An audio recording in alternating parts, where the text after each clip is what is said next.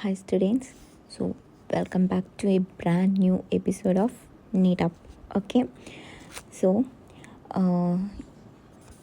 ഇന്ന് നമ്മൾ ഡിസ്കസ് ചെയ്യാൻ പോകുന്ന ടോപ്പിക് എന്ന് പറയുന്നത് ബോഡി ഫ്ലൂയിഡ്സ് ആൻഡ് സർക്കുലേഷൻ എന്നുള്ള ടോപ്പിക്കിൻ്റെ ഫസ്റ്റ് പാർട്ടാണ്. ഓക്കെ, ഈ ഫസ്റ്റ് പാർട്ടിൽ നമ്മൾ ഫസ്റ്റ് ടോപ്പിക്സ് ആയിട്ടുള്ള ബ്ലഡിനെ കുറിച്ചിട്ടാണ് നമ്മൾ പറയുന്നത്. ഓക്കെ, അത് കഴിഞ്ഞിട്ട് ലിംഫ്, ഹാർട്ടൊക്കെ നെക്സ്റ്റ് പാർട്ടിലാണ് നമ്മൾ പറയുന്നത്. ഓക്കെ, ബ്ലഡിനെ കുറിച്ചിട്ടുള്ള കംപ്ലീറ്റ് ഡീറ്റെയിൽസ് നമ്മൾ കംപ്ലീറ്റ് NCERT കവർ ചെയ്തിട്ടുണ്ട് ഈ ഒരു ചാപ്റ്ററിൽ. Okay, so do watch it. If you like this video, don't forget to subscribe, like and share. Okay, അപ്പോൾ നമ്മുടെ ഫസ്റ്റ് ടോപ്പിക് എന്താണെന്ന് വെച്ച് കഴിഞ്ഞാൽ, ഫസ്റ്റ് നമ്മൾ NCERT കുറിച്ച് ഒരു ഇൻട്രൊഡക്ഷൻ പോർഷനാണ് നമുക്ക് പഠിക്കാനുള്ളത്.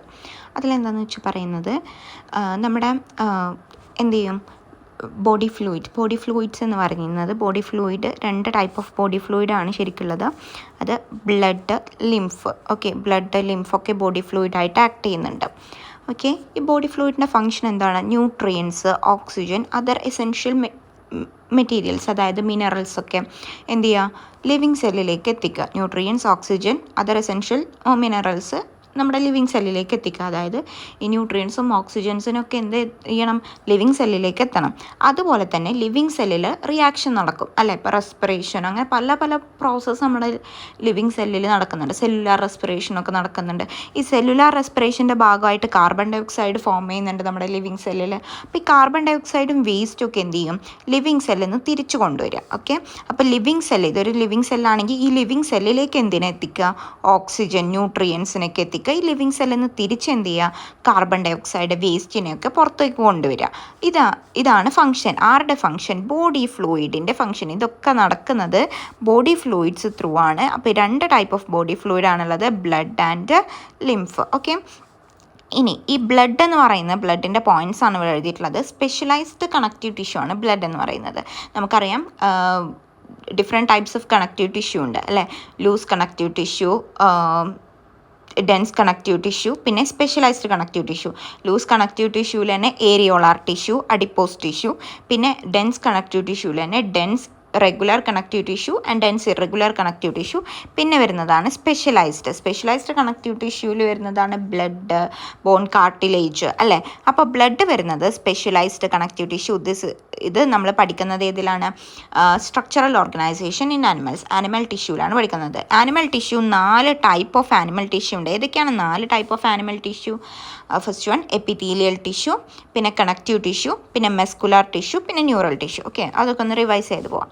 പിന്നെ ബ്ലഡ് എന്ന് പറയുന്നതാണ് സ്പെഷ്യലൈസ്ഡ് കണക്റ്റീവ് ടിഷ്യൂ ആണ് വരുന്നത്. പിന്നെ ഇതെന്താണ് ഈ blood? Most commonly used body fluid. നമ്മൾ ഏറ്റവും കൂടുതൽ യൂസ് ചെയ്യുന്ന ബോഡി ഫ്ലൂയിഡ് ഏതാണ്? ബ്ലഡാണ്. അപ്പോൾ ന്യൂട്രിയൻസ്, ഓക്സിജൻ, അതർ എസെൻഷ്യൽ മിനറൽസിനൊക്കെ ലിവിങ് സെല്ലിലേക്ക് എത്തിക്കുക. ലിവിങ് സെല്ലിൽ നിന്ന് കാർബൺ ഡൈ ഓക്സൈഡിനെയും വേസ്റ്റിനെയും ഒക്കെ എന്ത് ചെയ്യുക, റിമൂവ് ചെയ്യുക. ഇത് ഫംഗ്ഷൻ ബോഡി ഫ്ലൂയിഡിൻ്റെ, അതായത് ബ്ലഡിൻ്റെയും ലിംഫിൻ്റെയൊക്കെ ഫംഗ്ഷനാണ്. ബ്ലഡ് എന്ന് പറയുന്നത് സ്പെഷ്യലൈസ്ഡ് കണക്റ്റീവ് ടിഷ്യൂ ആണ്. മോസ്റ്റ് കോമൺലി ബോഡി ഫ്ലൂയിഡും ഏതാണ്? ബ്ലഡാണ് വരുന്നത്. അപ്പോൾ ബോഡി ഫ്ലൂയിഡ്സ് വഴിയാണ് എത്തിക്കുന്നതെങ്കിലും ഏറ്റവും കൂടുതൽ ബോഡി ഫ്ലൂയിഡായിട്ട് യൂസ് ചെയ്യുന്നത് ബ്ലഡാണ്. ഇനി നമുക്ക് പഠിക്കാനുള്ളത് ബ്ലഡിനെ കുറിച്ചിട്ടാണ്. ബ്ലഡിൽ ഡിഫറെൻറ്റ് കോമ്പോണൻറ്റ്സ് ഉണ്ട്. ബ്ലഡിൽ 2 കോമ്പോണൻ്റ് ആണുള്ളത്. ഏതൊക്കെയാണ് 2 കോമ്പോണൻ്റ്? ഫസ്റ്റ് കോമ്പോണൻ്റ് ആണ് പ്ലാസ്മ ആൻഡ് സെക്കൻഡ് കോമ്പോണൻ്റ് ആണ് ഫോംഡ് എലമെൻറ്റ്സ്. അപ്പോൾ ഫസ്റ്റ് കോമ്പോണൻ്റ് ഏതാണ്? പ്ലാസ്മ ആൻഡ് സെക്കൻഡ് കോമ്പോണൻ്റ് ഏതാണ്? Formed elements. Okay, plasma and formed elements 2 component ആണുള്ളത്. ഇനി പ്ലാസ്മ, നമുക്കറിയാം ടോട്ടൽ ബ്ലഡ് നമുക്ക് 100% ആണ് ടോട്ടൽ ബ്ലഡ്. അതിലെന്തുണ്ട്? പ്ലാസ്മയുണ്ട്, പിന്നെ ഫോംഡ് എലമെൻസും ഉണ്ട്. പ്ലാസ്മ വരുന്നത് എത്ര പെർസെൻറ്റേജ് ആണെന്ന് നോക്കൂ. 55% ഓഫ് ദ ബ്ലഡ് പ്ലാസ്മയാണ്. അപ്പോൾ 100%-ൽ നമ്മൾ നോക്കുകയാണെങ്കിൽ 55% ഏതാണ് വരുന്നത്? പ്ലാസ്മ. 55% പ്ലാസ്മ. ബാക്കി വരുന്ന 45% ഏതാണ് വരുന്നത്? Formed elements. ഓക്കെ, അപ്പോൾ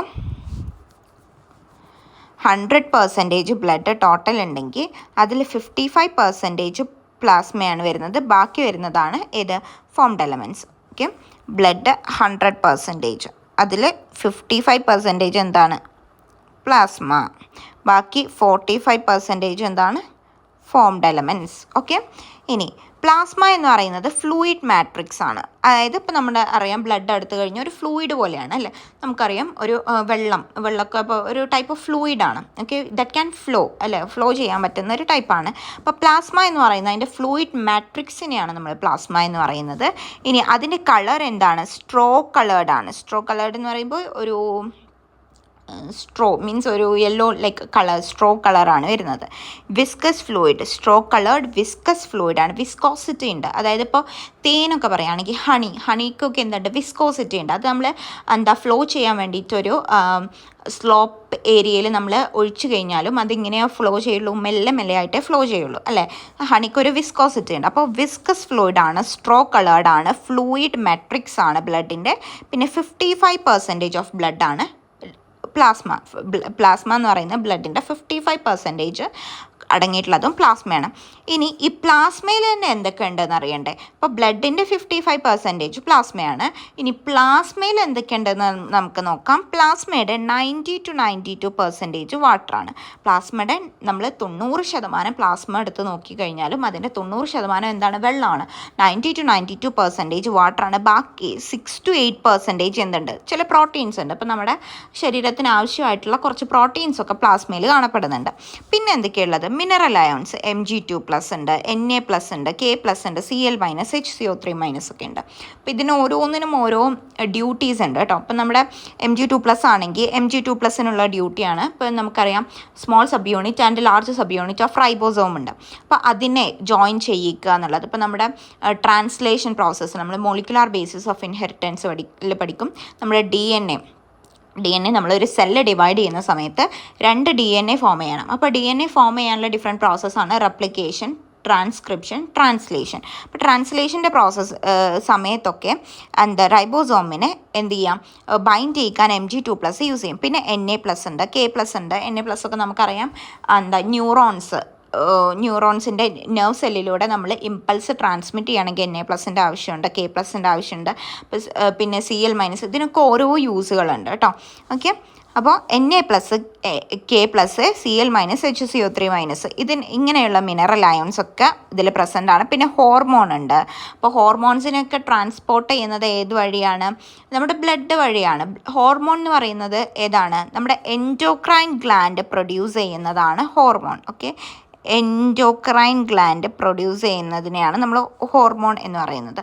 എക്സോക്രൈൻ ഗ്ലാൻഡ് ഇതെങ്ങനെയാണ്? ഡക്ലെസ് ഗ്ലാൻഡാണ്. ഡക്സ് ഉണ്ടാവില്ല. ഈ എൻഡോക്രൈൻ ഗ്ലാൻഡ്സ് പ്രൊഡ്യൂസ് ചെയ്യുന്ന ഫ്ലൂയിഡിനെ ട്രാൻസ്മിറ്റ് ചെയ്യാൻ വേണ്ടിയിട്ട്, ഫ്ലൂയിഡല്ല, എൻഡോക്രൈൻ ഗ്ലാൻഡ് പ്രൊഡ്യൂസ് ചെയ്യുന്ന ഒരു സബ്സ്റ്റൻസിനെ ട്രാൻസ്മിറ്റ് ചെയ്യാൻ വേണ്ടിയിട്ട് എന്തുണ്ടാവില്ല? ഡക്റ്റ് ഉണ്ടാവില്ല. അപ്പോൾ ഈ ഡക്ട്ലെസ് ഗ്ലാൻഡ് എന്നാണ് എൻഡോക്രൈൻ ഗ്ലാൻഡിനെ പറയുന്നത്. അതിനെ ഹോർമോൺസ് എന്നാണ് വിളിക്കുന്നത്. ഓക്കെ, ഈ ഹോർമോൺസ് ട്രാൻസ്പോർട്ട് ചെയ്യുന്നത് അപ്പോൾ ഏത് വഴിയാണ്? ബ്ലഡ് വഴിയാണ്. പക്ഷേ എക്സോക്രൈൻ ഗ്ലാൻഡ്, സലൈവറി ഗ്ലാൻഡൊക്കെ എക്സോക്രൈൻ ഗ്ലാൻഡാണ് വരുന്നത്. ഈ എക്സോക്രൈൻ ഗ്ലാൻഡിനെ എന്ത് ചെയ്യാൻ പറ്റും?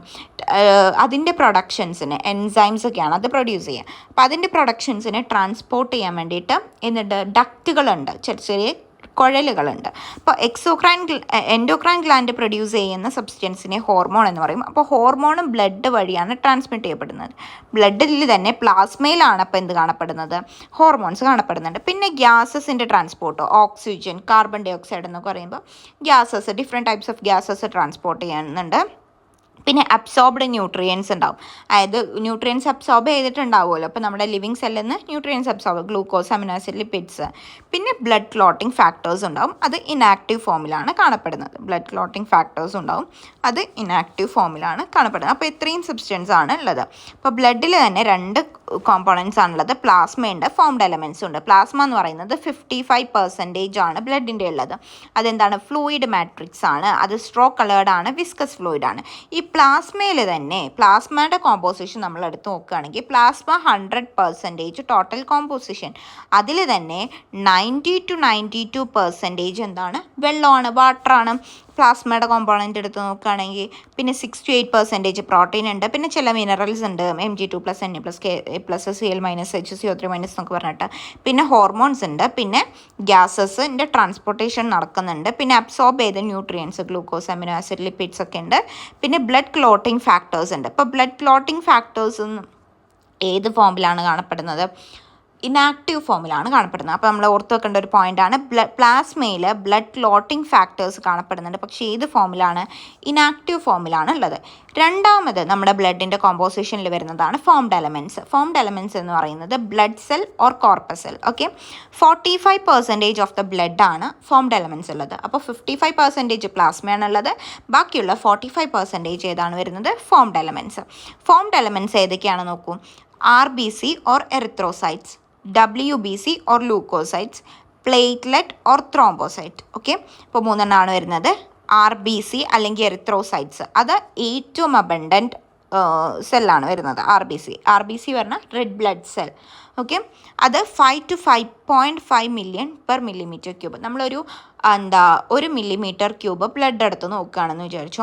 അപ്പോൾ അതിൽ കാണപ്പെടുന്ന കോമ്പോസിഷൻ എത്രയായിരിക്കും എന്നറിയോ? 5 to 5.5 മില്യൺ, അതായത് 50 ലക്ഷം to 55 ലക്ഷമൊക്കെ എന്തുണ്ടാവും? 1 മില്ലിമീറ്റർ ക്യൂബ് ബ്ലഡ് എടുത്ത് നോക്കിയാൽ അത്രയും RBC കാണാൻ പറ്റും, അത്രയും റെഡ് ബ്ലഡ് സെല്ല് കാണാൻ പറ്റും. ഓക്കെ, അപ്പോൾ മോസ്റ്റ് അബണ്ടൻറ്റ് സെല്ലാണ്. പിന്നെ വരുന്നതാണ് WBC or leucocyte. WBC or leucocyte main അതിൻ്റെ ഫങ്ഷൻ എന്താണെന്ന് വെച്ചാൽ ഇമ്മ്യൂണിറ്റി. ഇപ്പോൾ നമുക്ക് എന്തെങ്കിലും അസുഖം വന്നു കഴിഞ്ഞിട്ട് നമ്മൾ ഹോസ്പിറ്റലിൽ പോയി കഴിഞ്ഞാൽ നമ്മുടെ WBC കൗണ്ട് കൂടുതലായിരിക്കും. കാരണം എന്താണെന്ന് വെച്ചാൽ നമ്മുടെ ഇപ്പോൾ ഫീവറൊക്കെ വന്നു കഴിഞ്ഞാൽ, ഇൻഫെക്ഷനൊക്കെ വന്നു കഴിഞ്ഞാൽ WBC കൂടുതൽ പ്രൊഡ്യൂസ് ചെയ്തിട്ടുണ്ടാവും, കൂടുതലുണ്ടാവും. ഓക്കെ, ബ്ലഡിൽ അവരോട് ഫൈറ്റ് ചെയ്യാൻ വേണ്ടിയിട്ട്. സോ ഇൻഫെക്ഷൻ വരുമ്പോൾ അവരായിട്ട് ഫൈറ്റ് ചെയ്യാൻ വേണ്ടിയിട്ടുള്ളതാണ് WBC. അത് നോർമൽ കേസിൽ 6,000 to 8,000 പെർ മില്ലിമീറ്റർ ക്യൂബ് എടുത്ത് നോക്കുകയാണെങ്കിൽ 6,000 to 8,000 ആയിരിക്കും ഉണ്ടായിരിക്കുക. ഇനി മൂന്നാമത് വരുന്നതാണ് പ്ലേറ്റ്ലെറ്റ് അല്ലെങ്കിൽ ത്രോംബോസൈറ്റ് എന്നാണ് വിളിക്കുന്നത്. ഇത് വരുന്നത് പെർ മില്ലിമീറ്റർ ക്യൂബ് ഓഫ് ബ്ലഡിൽ വരുന്നത് 1.5 to 3.5 ലാക്കാണ്. 1.5 to 3.5 ലാക്കാണ് വരുന്നത്. ഓക്കെ, അപ്പോൾ ഇത്രയാണ് ബ്ലഡിൻ്റെ കോമ്പോസിഷൻ. അപ്പോൾ ബ്ലഡിന് 2 കോമ്പോണൻ്റ് ആണുള്ളത്, ഒന്ന് പ്ലാസ്മയും ഒന്ന് ഫോംഡ് എലമെൻറ്റ്സും. പ്ലാസ്മ എന്ന് പറയുന്നത് 55% ഓഫ് ദ ബ്ലഡ് ആണ്, 45% ഓഫ് ദ ബ്ലഡ് ആണ് ഫോംഡ് എലമെൻറ്റ്സ്. ഇനി പ്ലാസ്മ എന്ന് പറയുന്നത് ഫ്ലൂയിഡ് മാട്രിക്സ് ആണ്, പക്ഷേ ഫോംഡ് എലമെൻറ്റ്സിൽ വരുന്നത് ഏതാണ്? Blood cell or corpuscle. അപ്പോൾ നമ്മൾ ബ്ലഡ് എടുത്ത് നോക്കുകയാണെന്ന് വിചാരിച്ചോ. ഇപ്പോൾ നമ്മൾ ബ്ലഡ് എടുത്ത് നോക്കുകയാണെങ്കിൽ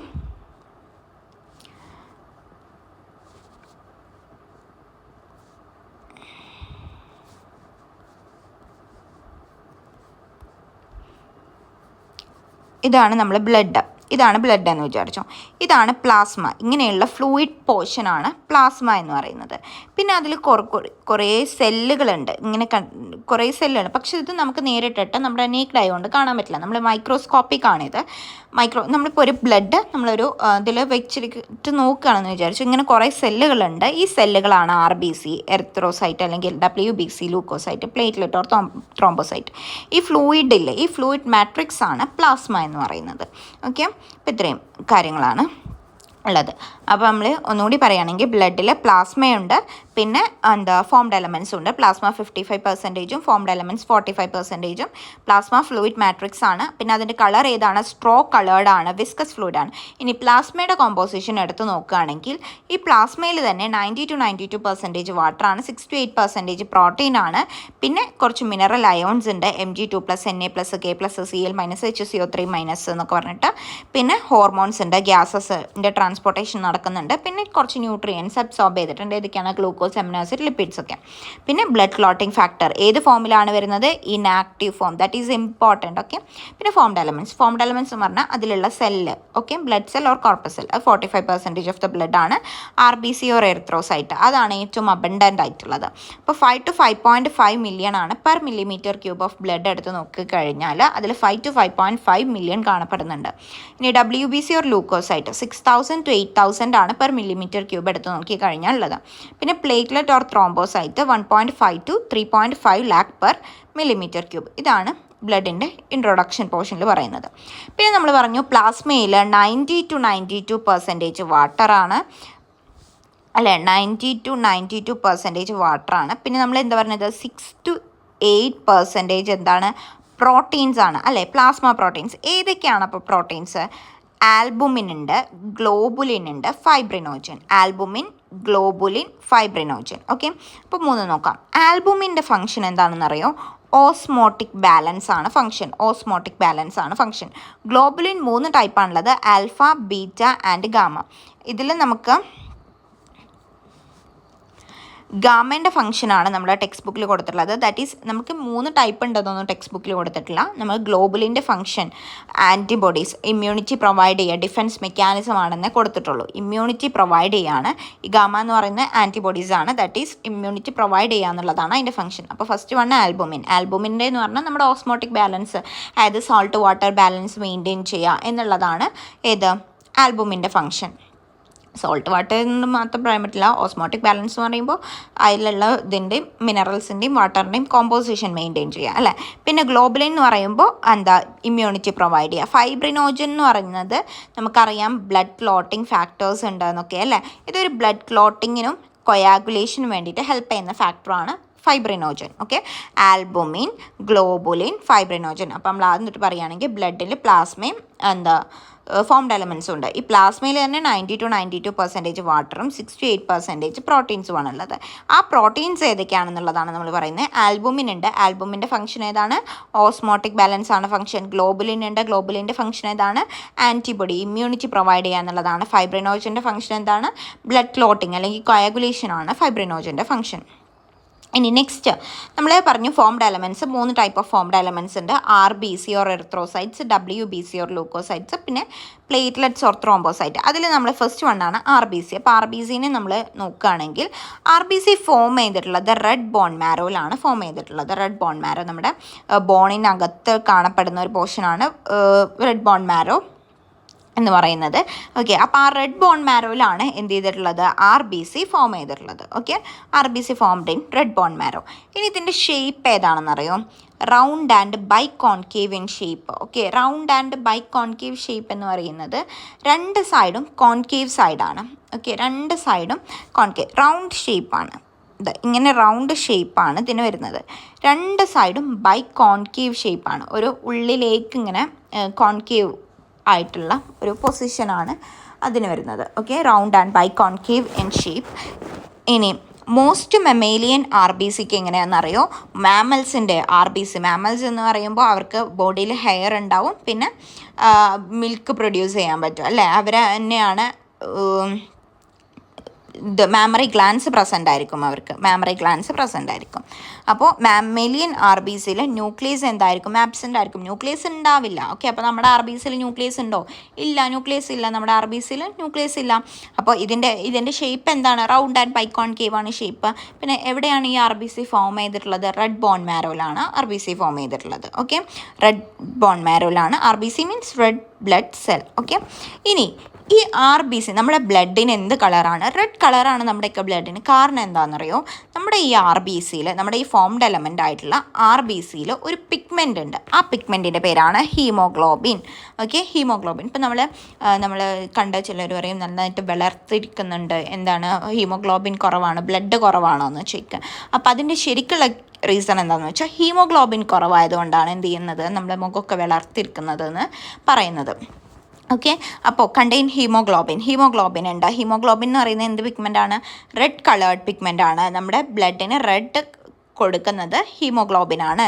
പിന്നെ അയോൺ കണ്ടെയ്നിങ്, അയോണുള്ള നമ്മുടെ ഇതിൽ ഹീമോഗ്ലോബിന് അയോൺ ഉണ്ട്. പിന്നെ നമ്മുടെ ഹീമോഗ്ലോബിൻ്റെ സ്ട്രക്ചർ എങ്ങനെയാണെന്ന് വെച്ചാൽ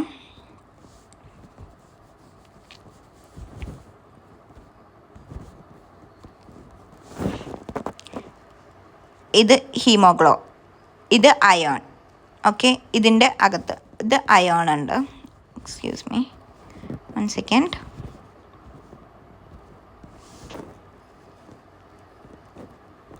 ഇത് അയോൺ. ഓക്കെ, ഇനി ഇതിന്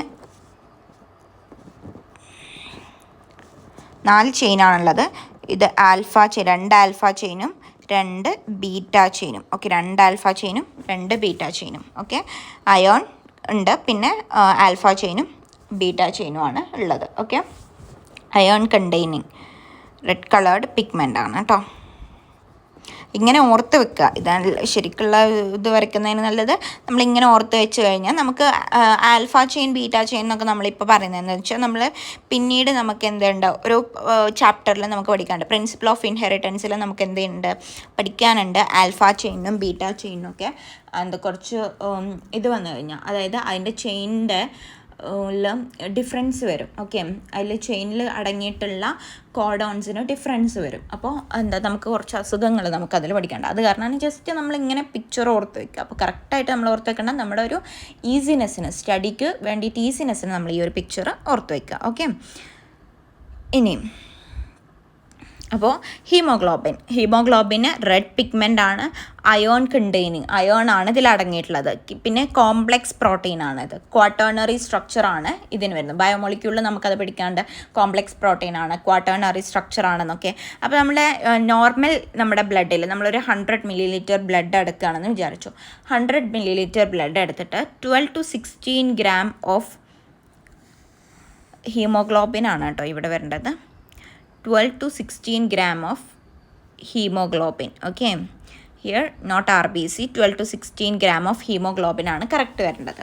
അപ്പോൾ 100 ml ബ്ലഡ് എടുക്കുകയാണെങ്കിൽ അതിൽ 12 to 16 gram of hemoglobin അതിൽ വരണം. എങ്കിലേ ഉള്ളൂ നമ്മൾ ഹെൽത്തി ആണെന്ന് പറയാൻ പറ്റുക. ഓക്കെ, അത് ഇനിയിപ്പോൾ നമ്മുടെ ബ്ലഡിൽ ഹീമോഗ്ലോബിൻ കുറവാണെങ്കിൽ നമ്മൾ കുറേ ഇലഭക്ഷണങ്ങളൊക്കെ കഴിക്കുക. ഓക്കെ, ചീര പോലെയുള്ള ഇലഭക്ഷണങ്ങളൊക്കെ നമ്മൾ എന്ത് ചെയ്യുക, നന്നായിട്ട് കഴിക്കുക. പിന്നെ ഈ ആർ ബി സിയുടെ ലൈഫ് സ്പാനൊക്കെ ഉണ്ട്. അതിന് 120 days, അതായത് 120 ദിവസം കഴിഞ്ഞ് കഴിഞ്ഞാൽ അത് മരിക്കും. അതെന്ത് ചെയ്യും, 120 days കഴിഞ്ഞാൽ അത് ഓട്ടോമാറ്റിക്കലായിട്ട് എന്ത് ചെയ്യും, അത് സ്പ്ലീനിൽ പോകും. സ്പ്ലീൻ എന്ന് പറയുന്ന ഒരു ഓർഗാൻ ഉണ്ട് നമ്മുടെ ബോഡിയിൽ. അപ്പോൾ ആ ഓർഗാനിലേക്ക് പോയിട്ട് അവിടെ എന്ത് ചെയ്യും, അവിടെ വെച്ചിട്ട് അത് ഡെസ്ട്രോയ് ആവും, അത് തന്നെ നശിച്ചു പോകും. അപ്പോൾ ഈ സ്പ്ലീനെ നമ്മൾ വിളിക്കുന്ന പേരെന്താണെന്നറിയോ, ഗ്രേവിയാർഡ് ഓഫ് ആർ ബി സിയുടെ ഗ്രേവിയാർഡ് എന്നാണ് ഇതിനെ വിളിക്കുന്നത്. പിന്നെ ഒരു കാര്യം കൂടി ഇത് നടക്കുന്നുണ്ട്. അതെന്താണെന്ന് വെച്ച് കഴിഞ്ഞാൽ oxygen and carbon dioxide transport ഇതിൽ നടക്കുന്നുണ്ട്. Okay, oxygen and carbon dioxide transport നടക്കുന്നുണ്ട്. അപ്പോൾ ആർ ബി സിയിൽ നമ്മൾ എന്തൊക്കെയാണ് പഠിച്ചത്, റെഡ് ബോൺ മാരോയിലാണ് അത് ഫോം ചെയ്യുന്നത്. റെഡ് ബോൺ മാരോ എന്ന് പറയുമ്പോൾ നമ്മുടെ ബോണിൽ കാണപ്പെടുന്ന ഒരു നമ്മുടെ ബോണിൽ ഉള്ളിലുള്ള മജ്ജ എന്നാണ് പറയുക. ആ ഒരു ഇപ്പോൾ നമ്മൾ ചിക്കനൊക്കെ കഴിക്കുന്നവരാണെങ്കിൽ എല്ലുള്ളിൽ കാണാം നമുക്ക് റെഡ് കളേർഡ്. ഇപ്പോൾ എല്ലിൻ്റെ ഉള്ളിലൊക്കെ നമുക്ക് കാണാം അല്ലേ, റെഡ് കളേർഡ്. അപ്പോൾ അതുപോലെയാണ് നമ്മുടെ ബോണിലും ഉണ്ട്. Okay, red bone marrow. ഇനി ഷേപ്പ് എന്താണ്, റൗണ്ട് ആൻഡ് ബൈക്കോൺകേവ് ആണ് ഷേപ്പ്. പിന്നെ മെമേലിയൻ ആർ ബി സിയിൽ എങ്ങനെയാണ്, ന്യൂക്ലിയസ് ആബ്സെൻ്റ് ആണ്, ന്യൂക്ലിയസ് ഇല്ല. പിന്നെ ഹീമോഗ്ലോബിൻ എങ്ങനെയാണ്, റെഡ് പിഗ്മെൻ്റ് ആണ്. റെഡ് പിഗ്മെൻറ്റ് ബ്ലഡിന് റെഡ് കളർ കൊടുക്കുന്നത് ആരാണ്, ഹീമോഗ്ലോബിനാണ്. ഇനി 100 ml ബ്ലഡിൽ എത്ര ഹീമോഗ്ലോബിൻ വേണം, 12 to 16 gram ഓഫ് ഹീമോഗ്ലോബിൻ വേണം. ഇനി ആർ ബി സിയുടെ ലൈഫ് സ്പാൻ എത്രയാണ്, 120 days ആണ് ലൈഫ് സ്പാന്. അത് കഴിഞ്ഞാൽ അത് ഓട്ടോമാറ്റിക്കലായിട്ട് നമ്മുടെ സ്പ്ലീനിലേക്ക് പോകും. അവിടെ വെച്ചിട്ട് അതെന്ത് ചെയ്യും, ഡെസ്ട്രോയ് ആവും. അപ്പോൾ graveyard of R B C എന്നാണ് സ്പ്ലീൻ എന്നെ വിളിക്കുന്നത്. ഓക്കെ, അത് കഴിഞ്ഞാൽ വരുന്നതാണ് ഡബ്ല്യു ബി സി എന്ന് പറയുന്നത് കളർലെസ് ആണ്. അതിന് കളറൊന്നുമില്ല കേട്ടോ. WBC കളർലെസ്, ഹീമോഗ്ലോബിൻ ആബ്സെൻ്റ് ആണ്. ഇവിടെ ന്യൂക്ലിയേറ്റഡ് ആണ്. ഇവിടെ ന്യൂക്ലിയസ് ഉണ്ടോ, ഉണ്ട്, ന്യൂക്ലിയസ് ഉണ്ട്. ഇത് ന്യൂക്ലിയസ് ഉണ്ട് എന്നുള്ളതിന് എക്സാമ്പിളാണ് ഇതിൻ്റെ പിക്ചർ. ഓക്കെ, ന്യൂക്ലിയേറ്റഡ് ആണ്, ഷോർട്ട് ലിവ്ഡ്. ഓരോ ഡിഫറെൻറ്റ് ടൈപ്സ് ഓഫ് WBCs ഉണ്ട് കേട്ടോ. അപ്പോൾ ആ ഡിഫറെൻറ്റ് ടൈപ്സ് ഓഫ് WBCക്ക് ഡിഫറെൻറ്റ് ടൈപ്സ് ഓഫ് ന്യൂക്ലിയസ് ആണ്. ഓക്കെ, ന്യൂക്ലിയസിൻ്റെ ഷേപ്പ് വെച്ചിട്ടൊക്കെ നമുക്ക് ഐഡൻറ്റിഫൈ ചെയ്യാൻ വേണ്ടിയിട്ട് ക്വസ്റ്റ്യൻസ് വരും. ഇപ്പം ന്യൂക്ലിയേറ്റഡ് ആണ്, പിന്നെ ഷോർട്ട് ലിവ്ഡ് ആണ്. അധിക കാലമൊന്നും ജീവിച്ചിരിക്കില്ല ഈ WBC. ഓക്കെ, കുറച്ച് ദിവസമൊക്കെ ഉള്ളൂ ജീവിച്ചിരിക്കുക, കുറച്ച് ടൈമൊക്കെ. അപ്പോൾ WBC രണ്ട് ടൈപ്പാണുള്ളത്. ഏതൊക്കെയാണുള്ളത്, ഗ്രാനുലോസൈറ്റും എഗ്രാനുലോസൈറ്റും. ഗ്രാനുലോസൈറ്റ്സ് എന്ന് പറയുമ്പോൾ അതിൽ ഗ്രെയിൻസ് പ്രസൻ്റ് ആണ്, ഗ്രാന്യൂൾസ് പ്രസൻ്റ് ആണെങ്കിൽ ഗ്രാനുലോസൈറ്റ്സ്. ഗ്രാനുലോസൈറ്റ്സ് എന്ന് പറഞ്ഞാൽ എന്താണ്, അതിൽ ഗ്രാന്യൂൾസ് പ്രസൻ്റ് അല്ല. അപ്പോൾ ഗ്രാനുലോസൈറ്റ്സ്. അപ്പോൾ WBC കളർലെസ്, ഹീമോഗ്ലോബിൻ ആബ്സെൻ്റ് ആണ്. ഇനി ന്യൂക്ലിയേറ്റഡ് ആണ്, haemoglobin absent, nucleated, short lived, കുറച്ച് ടൈമേ ജീവിക്കുള്ളൂ കേട്ടോ. അപ്പോൾ ഗ്രാനുലോസൈറ്റ്സ് ഉണ്ട്, അഗ്രാനുലോസൈറ്റ്സ് ഉണ്ട്. അപ്പോൾ ഗ്രാനുലോസൈറ്റ്സിൽ 3 ടൈപ്പാണ് വരുന്നത്. ഏതൊക്കെയാണെന്നറിയോ, neutrophil, eosinophil and basophil. Okay, neutrophil, eosinophil and basophil. Neutrophil most abundant ആയിട്ടുള്ളതാണ് ന്യൂട്രോഫിൽ എന്ന് പറയുന്നത്. Neutrophil is the most abundant. Neutrophil most abundant ആണ്. എത്രയാണുള്ളത്, 60 to 65% ഒക്കെയാണ് അത് കാണപ്പെടുന്നത്. ഇനി അതെങ്ങനെയാണെന്നറിയോ, ഫാഗോസൈറ്റിക് ആണ് അതിൻ്റെ ഫങ്ഷൻ. ഫാഗോസൈറ്റിക് എന്ന് പറഞ്ഞാൽ എന്താണ്, ഇപ്പോൾ എന്തെങ്കിലും ഒരു ഇത് വരാമെന്ന് വിചാരിച്ചോ, എന്തെങ്കിലും ഇപ്പോൾ നമുക്ക് WBCൻ്റെ മെയിൻ ഫങ്ഷൻ എന്താണ്, ഫോറിൻ പാർട്ടിക്കിൾസിനെ ഡെസ്ട്രോയ് ചെയ്യുക എന്നുള്ളത്. ഫോറിൻ പാർട്ടിക്കിൾസ് എന്ന് പറയുമ്പോൾ ഒരു മൈക്രോ ഓർഗാനിസം, ഇതൊരു ചെറിയ മൈക്രോ ഓർഗാനിസം ആണെന്ന് വിചാരിച്ചോ. അപ്പോൾ ഈ ന്യൂട്രോഫിൽ എന്താ ചെയ്യാന്ന് വെച്ചാൽ, ന്യൂട്രോഫിലാണ്ട് എൻഗൾഫ് ചെയ്യും, ഇതിൻ്റെ അകത്തേക്കാണ്ട് എടുക്കും, ഈ ബോഡിയുടെ അകത്തേക്ക് ഇതിനെടുക്കും. അതായത് ഇതിനെ എൻഗൾഫ് ചെയ്തിട്ട് ഡെസ്ട്രോയ് ചെയ്യും, അതിൻ്റെ അകത്ത് വെച്ചിട്ട് ഡെസ്ട്രോയ് ചെയ്യും. അപ്പോൾ ഇത് ഒരു മൈക്രോ ഓർഗാനിസം, ഇത് ന്യൂട്രോഫിൽ, ഇതൊരു മൈക്രോ ഓർഗാനിസം ആണെങ്കിൽ മൈക്രോ ഓർഗാനിസത്തിനെ ന്യൂട്രോഫിലിൻ്റെ അകത്തേക്ക് എടുക്കും, എൻഗൾഫ് ചെയ്യും. അതായത് അതിൻ്റെ അകത്തേക്ക് എടുത്തിട്ട് എന്ത് ചെയ്യും, അതിൻ്റെ ഉള്ളിൽ വെച്ചിട്ടാണ് ഡെസ്ട്രോയ് ചെയ്യുക. അപ്പോൾ അതാണ് ന്യൂട്രോഫിലിൻ്റെ ഫംഗ്ഷൻ. ഓക്കെ, അതാണ് ന്യൂട്രോഫിലിൻ്റെ ഫംഗ്ഷൻ. അപ്പോൾ ന്യൂട്രോഫിൽ ഫാഗോസൈറ്റിക് ആണ്. ഇനി പോളിമോർഫോ ന്യൂക്ലിയർ ലിംഫോസൈറ്റ്, നമ്മളിനി വേറെ ചാപ്റ്റേഴ്സിലൊക്കെ കാണും ഒരു പേര്, അതാണ് ഈ പോളിമോർഫോ ന്യൂക്ലിയർ ലിംഫോസൈറ്റ്. നിങ്ങൾ ഓൾറെഡി ചിലപ്പോൾ കണ്ടിട്ടുണ്ടാകും, സെൽ ദ യൂണിറ്റ് ഓഫ് ലൈഫിലൊക്കെ നമുക്ക് കാണപ്പെടുന്നുണ്ട് പോളിമോർഫോ ന്യൂക്ലിയർ ലിംഫോസൈറ്റ്, പോളിമോർഫോ ന്യൂക്ലിയർ ല്യൂക്കോസൈറ്റ് എന്നുള്ള പേര്, PMNL. അത് ന്യൂട്രോഫിലിനെയാണ് കേട്ടോ പറയുന്നത്. അപ്പോൾ ന്യൂട്രോഫിൽ എന്ന് പറയുന്നത് മോസ്റ്റ് അബണ്ടൻ്റ്, ഏറ്റവും കൂടുതലായിട്ടുള്ളതാണ്. 60 to 65% ഒക്കെ ഏറ്റവും അബണ്ടൻ്റ്. ഇപ്പോൾ WBC neutrophil, eosinophil, basophil, monocyte, lymphocyte, ഇതാണ് ടോട്ടൽ WBCs. ഇതിൽ ഏറ്റവും കൂടുതൽ കാണപ്പെടുന്നത് 60 to 65% ഓഫ് WBC ഏതാണ്, ന്യൂട്രോഫിലാണ്. അതിൻ്റെ ഫംഗ്ഷൻ ഏതാണ്, ഫാഗോസൈറ്റിക് ആണ്. ഇനി അടുത്തത് വരുന്നതാണ് എസിനോഫിൽ. എസിനോഫിൽ എങ്ങനെയാണെന്ന് വെച്ചാൽ 2 to 3% ഒക്കെ കാണപ്പെടുന്നുള്ളൂ. ഇനി ഇതിനെ എന്താണെന്ന് വെച്ചാൽ അലർജിക് നമുക്ക് അലർജി വരികയാണെന്ന് വിചാരിച്ചു, അതിനെതിരെ ഇതാക്കുന്നതാണ് നമ്മുടെ എസിനോഫിലിൻ്റെ function. Okay, allergic reactions produce ചെയ്യുക. അതായത് ഇപ്പോൾ നമുക്ക് പൊടി വരുന്ന സമയത്ത് നമ്മൾ എന്ത് ചെയ്യും, നമ്മൾ അലർജിക് റിയാക്ഷൻസ് നമ്മുടെ ബോഡി കാണിച്ചുകൊണ്ടിരിക്കും. അത് ആര് കാരണമാണ്, ശരിക്കും എസിനോഫിലിൻ്റെ കാരണമാണ്. ഇപ്പോൾ നമ്മൾ അലർജി ഉള്ളവരുടെ ബോഡിയിൽ നമ്മൾ ടെസ്റ്റ് ചെയ്യുക. അപ്പോൾ ആസ്മ പേഷ്യൻസിനൊക്കെ നമ്മൾ ടെസ്റ്റ് ചെയ്യുന്നത് മെയിനായിട്ട് എസിനോഫിലാണ്, എസിനോഫിലിൻ്റെ കൗണ്ടാണ് നമ്മൾ ടെസ്റ്റ് ചെയ്യുക. ഓക്കെ, അപ്പോൾ 2 to 3% ആണ് വരുന്നത്. അലർജിക് റിയാക്ഷൻസ് ആണ് എന്ത് ചെയ്യുന്നത്, എസിനോഫിൽ പ്രൊഡ്യൂസ് ചെയ്യുന്നത്. ഇനി ഹെൽമിന്തിക് ഇൻഫെക്ഷനെ റെസിസ്റ്റ് ചെയ്യുന്നു, അത് അത്ര ഇമ്പോർട്ടൻ്റ് അല്ല. ഇനി എസിനോഫിലിനെ നമുക്കറിയാം ഡിഫറെൻറ്റ് ഷേപ്പ് ഓഫ് ന്യൂക്ലിയസ് ആണ് ഉള്ളതെന്നുള്ളത്. അപ്പോൾ ഹെഡ്ഫോൺ ഷേപ്പ്ഡ് ന്യൂക്ലിയസ് എന്ന് നമ്മൾ കണ്ടു കഴിഞ്ഞാൽ, അല്ലെങ്കിൽ ന്യൂക്ലിയസിൻ്റെ ഷേപ്പ് ഹെഡ്ഫോൺ ആണെന്ന് നമ്മൾ കണ്ടു കഴിഞ്ഞാൽ നമ്മളത് മനസ്സിലാക്കണം, അതേതാണ് എസിനോഫിലാണെന്ന് നമ്മൾ മനസ്സിലാക്കണം. ഓക്കെ, ഇനി അപ്പോൾ എസിനോഫിൽ എങ്ങനെയാണ് 2 to 3% അലർജിക് റിയാക്ഷൻസ് പ്രൊഡ്യൂസ് ചെയ്യുക എന്നുള്ളതൊക്കെയാണ്. ഇനി ബേസോഫിൽ ഏറ്റവും ലീസ്റ്റ് ആയിട്ട് കാണപ്പെടുന്നത്, ഏറ്റവും കുറവിൽ കാണപ്പെടുന്നതാണ് ഇത് ബേസോഫിൽ വരുന്നത്. അത് 0.5 to 1% ഒക്കെയാണ് കാണപ്പെടുന്നുള്ളൂ. 0.5 to 1% ഒക്കെയാണ് കാണപ്പെടുന്നുള്ളൂ. അതെന്താ പ്രൊവൈഡ് ചെയ്യുന്നതെന്ന് അറിയോ, ഇൻഫ്ലമേറ്ററി റെസ്പോൺസ്. അതായത് ഇപ്പോൾ നമ്മൾ കൊതു അടിച്ചു എന്ന് വിചാരിച്ചു, അല്ലെങ്കിൽ എന്തെങ്കിലും കടിച്ചു എന്ന് വിചാരിച്ചു നമ്മുടെ ബോഡിയിൽ, അപ്പോൾ എന്ത് ചെയ്യും, ഇൻഫ്ലമേഷൻ സംഭവിക്കും. പല കാരണം കൊണ്ടും നമ്മൾ ഇൻഫ്ലമേഷൻ സംഭവിക്കും. ഇൻഫ്ലമേഷൻ എന്ന് പറഞ്ഞു കഴിഞ്ഞാൽ സ്വെല്ലിങ് അല്ലേ, നമ്മൾ വീർത്തുകൊണ്ടിരിക്കും അല്ലേ, നമ്മുടെ ബോഡിയുടെ ആ പോർഷൻ ഇപ്പോൾ കൊതു അടിച്ചു കഴിഞ്ഞാൽ ആ ഒരു ബോഡിയുടെ പോർഷൻ എന്ത് ചെയ്യും, വീർത്തുകൊണ്ടിരിക്കും. അപ്പോൾ അങ്ങനെയുള്ള ഇൻഫ്ലമേറ്ററി റിയാക്ഷൻസ് കാണിക്കുന്നതാണ് ആരുടെ ഫംഗ്ഷൻ, ബേസോഫിലിൻ്റെ ഫംഗ്ഷൻ. ഇത് ലീസ്റ്റ് ആണ് കേട്ടോ, ഏറ്റവും കുറവ് WBC ഏതാണ്, ബേസോഫിലാണ്. 0.5 to 1% ആണ് അതിലുള്ളത്. ഇനി ഇത് 3 ടൈപ്പ് സബ്സ്റ്റൻസ് സെക്രേറ്റ് ചെയ്യും. ഫസ്റ്റ് വണ്ണാണ് ഹിസ്റ്റമിൻ എന്ന് പറയുന്നത് വാസോ ഡയലേറ്റർ, അതായത് ഡയലേഷൻ ചെയ്യുന്നത്. ഇപ്പോൾ നമ്മുടെ ഒരു ഡക്റ്റ് ഉണ്ടെന്ന് വിചാരിച്ചു, ആ ഒരു ഇതിനെ ഡയലേറ്റ് ചെയ്യുന്ന ആളാണ്, വാസോ ഡയലേറ്റർ ആണ് ആര്, ഹിസ്റ്റമിൻ എന്ന് പറയുന്നത്. ഇനി സെറോട്ടോണിൻ എന്ന് പറയുന്നതുണ്ട്, അത് വാസോ കൺസ്ട്രക്ടർ, അത് എന്താ ആ ഒരു ഡക്റ്റിനെ കൺസ്ട്രക്ട് ചെയ്യുന്ന ആൾ, അതായത് ചുരുക്കും. അപ്പോൾ ഹിസ്റ്റമിൻ എന്ന് പറയുന്നത് വാസോ ഡയലേറ്റർ, നമ്മൾ അതിനെ ഡയലേറ്റ് ചെയ്യുക, അതായത് വലുതാക്കുക, ഒരു ഡക്റ്റിനെ വലുതാക്കുക. ഇനി സെറോട്ടോണിൻ എന്ന് പറയുന്നത് വാസോ കൺസ്ട്രക്ടർ, അതായത് ചെറുതാക്കുക. ഹെപ്പാരിൻ എന്ന് പറയുന്നത് ആൻറ്റി കോയാഗുലൻ്റ്, അതായത് നമ്മളെ ബ്ലഡ് ക്ലോട്ട് ചെയ്യാതിരിക്കാൻ വേണ്ടിയിട്ടുള്ള ഒരു സബ്സ്റ്റൻസ് ആണ് ഹെപ്പാരിൻ എന്ന് പറയുന്നത്. ഇല്ലെങ്കിൽ anticoagulant, against coagulation, blood clot ചെയ്യുന്നതിന് എഗെയിൻസ്റ്റ്, ക്ലോട്ട് ചെയ്യുന്ന പറഞ്ഞാൽ കട്ട പിടിക്കുക കേട്ടോ, കട്ട പിടിക്കുന്നതിന് എഗെയിൻസ്റ്റ് ആയിട്ട് ആക്ട് ചെയ്യുന്നതാണ് ഹെപ്പാരിൻ, ആൻറ്റി കോയാഗുലൻ്റ് ആണ്. അടുത്തത് വരുന്ന ഇതാണ് ആഗ്രാനുലോസൈറ്റ്സ്. നമുക്കറിയാം ആഗ്രാനുലോസൈറ്റ്സ് എന്ന് പറഞ്ഞാൽ എന്താണ്, അതിനെന്തുണ്ടാവില്ല, ഗ്രാന്യൂൾസ് ഉണ്ടാവില്ല, അതിൻ്റെ സൈറ്റോപ്ലാസത്തിൽ ഗ്രാന്യൂൾസ് ഉണ്ടാവില്ലെങ്കിൽ അതേതാണ് ഗ്രാനുലോസൈറ്റ്സ് ആണ്. അതിന് എക്സാമ്പിൾസ് ഏതൊക്കെയാണ്, മോണോസൈറ്റും ലിംഫോസൈറ്റും. മോണോസൈറ്റ് വരുന്നത് 6 to 8% ആണ് മോണോസൈറ്റ് വരുന്നത്, 6 to 8%. മോണോസൈറ്റിൻ്റെയും ന്യൂട്രോഫിലിൻ്റെയും ഫംഗ്ഷൻ സെയിം ആണ്, അതായത് എന്താ ഫംഗ്ഷൻ, ഫാഗോസൈറ്റിക് ആണ്. എസിനോഫിലിൻ്റെ എന്താണ്, അലർജിക് റിയാക്ഷൻ ആണ്. ബേസോഫിലിൻ്റെ എന്താണ്, ഇൻഫ്ലമേറ്ററി റെസ്പോൺസ് ആണ്. പിന്നെ മോണോസൈറ്റിൻ്റെ ഫംഗ്ഷൻ ഫാഗോസൈറ്റിക്, 6 to 8% ആണ് കാണപ്പെടുന്നത്. ഇനി ലാർജസ്റ്റ് ബ്ലഡ് സെല്ല്, ഇതാണ് വലിപ്പം കൊണ്ട്, സൈസ് കൊണ്ട് ഏറ്റവും ലാർജസ്റ്റ് ആയിട്ടുള്ളത്. Okay, blood cell. ഇനി ഇതിൻ്റെ ന്യൂക്ലിയസിൻ്റെ ഷേപ്പ് ഏതാണെന്ന് നോക്കൂ. കിഡ്നി ഷേപ്ഡ് ന്യൂക്ലിയസ് അല്ലെങ്കിൽ ഹോഴ്സ് ഷൂ ന്യൂക്ലിയസ്, ഹോഴ്സിൻ്റെ shoe shape nucleus, horseshoe nucleus അല്ലെങ്കിൽ കിഡ്നി ഷേപ്ഡ് ന്യൂക്ലിയസ് ആണെങ്കിൽ അത് മോണോസൈറ്റ് ആയിരിക്കും. ഇനി അടുത്ത വരുന്നതാണ് ലിംഫോസൈറ്റ്. ലിംഫോസൈറ്റ് എന്ന് പറയുന്നത് 20 to 25% ആണ്. ഇനി 2 ടൈപ്പ് ഓഫ് ലിംഫോസൈറ്റ് ആണുള്ളത്. ബി ലിംഫോസൈറ്റും ഉണ്ട്, ടി ലിംഫോസൈറ്റും ഉണ്ട്. ഓക്കെ, ബി ലിംഫോസൈറ്റും ഉണ്ട്, ടി ലിംഫോസൈറ്റും ഉണ്ട്. ഇനി ഇതിൻ്റെ ഫംഗ്ഷൻ എന്താണ്? ഇമ്മ്യൂൺ റെസ്പോൺസ്, അതായത് ഇമ്മ്യൂണിറ്റി പ്രൊവൈഡ് ചെയ്യാൻ നമുക്ക്.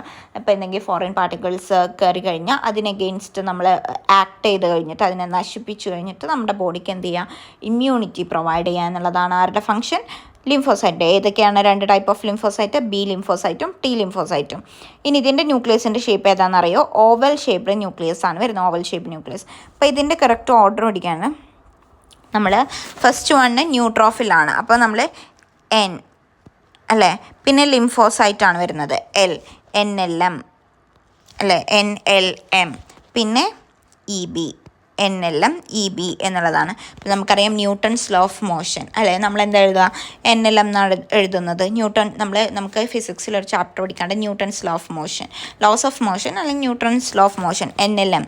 പിന്നെ EB, NLM, EB. Okay, NLM, EB എന്നുള്ള പഠിക്കുക. ഓക്കെ, ന്യൂട്രോഫിൽ ഏറ്റവും കൂടുതൽ. അപ്പോൾ നമ്മൾ ഓർത്താൽ മതി, ബേസോഫിലാണ് ഏറ്റവും കുറവായിട്ട് വരുന്നത്. ഓക്കെ, ബേസോഫിലാണ് ഏറ്റവും കുറവായിട്ട് വരുന്നത് എന്നുള്ളത് ഓർത്ത് കഴിഞ്ഞാൽ NLM, EB ആ ഒരു ട്രിക്ക് നമ്മൾ ഓർത്ത് വെക്കുക. ഇത് ഏറ്റവും കൂടുതലുള്ളത് ഏതാണെന്നറിയോ? ന്യൂട്രോഫിൽ. ഓക്കെ, അപ്പോൾ ഇതാണ് WBCനെ കുറിച്ചിട്ട് നമുക്ക് പഠിക്കാനുള്ളത്. WBC കളർലെസ് ആണ്, ഹീമോഗ്ലോബിൻ ആബ്സെൻ്റ് ആണ്. റെഡ് ബ്ലഡ് സെല്ലിൽ എങ്ങനെയായിരുന്നു? കളർലെസ് ആയിരുന്നു. അല്ല, റെഡ് പിഗ്മെൻറ്റ് ഹീമോഗ്ലോബിൻ അതിൽ പ്രസൻ്റ് ആകുമ്പോൾ അതെങ്ങനെയാണ് കളർലെസ് ആവുന്നത് അല്ലേ? പിന്നെ അത് ന്യൂക്ലിയേറ്റഡ് ആയിരുന്നു. RBC റെഡ് ബ്ലഡ് സെല്ലിൽ ന്യൂക്ലിയസ് ഉണ്ടായിരുന്നു? ഇല്ല, ന്യൂക്ലിയസ് ആബ്സെൻ്റ് ആണ്. മോസ്റ്റ് ഓഫ് ദ മെമ്മേലിയൻ RBCയിലും ന്യൂക്ലിയസ് ആബ്സെൻ്റ് ആണ് കേട്ടോ. പിന്നെ WBCയിൽ എങ്ങനെയാണ്? ന്യൂക്ലിയസ് ഉണ്ട്, പ്രസൻ്റ് ആണ് ന്യൂക്ലിയസ്.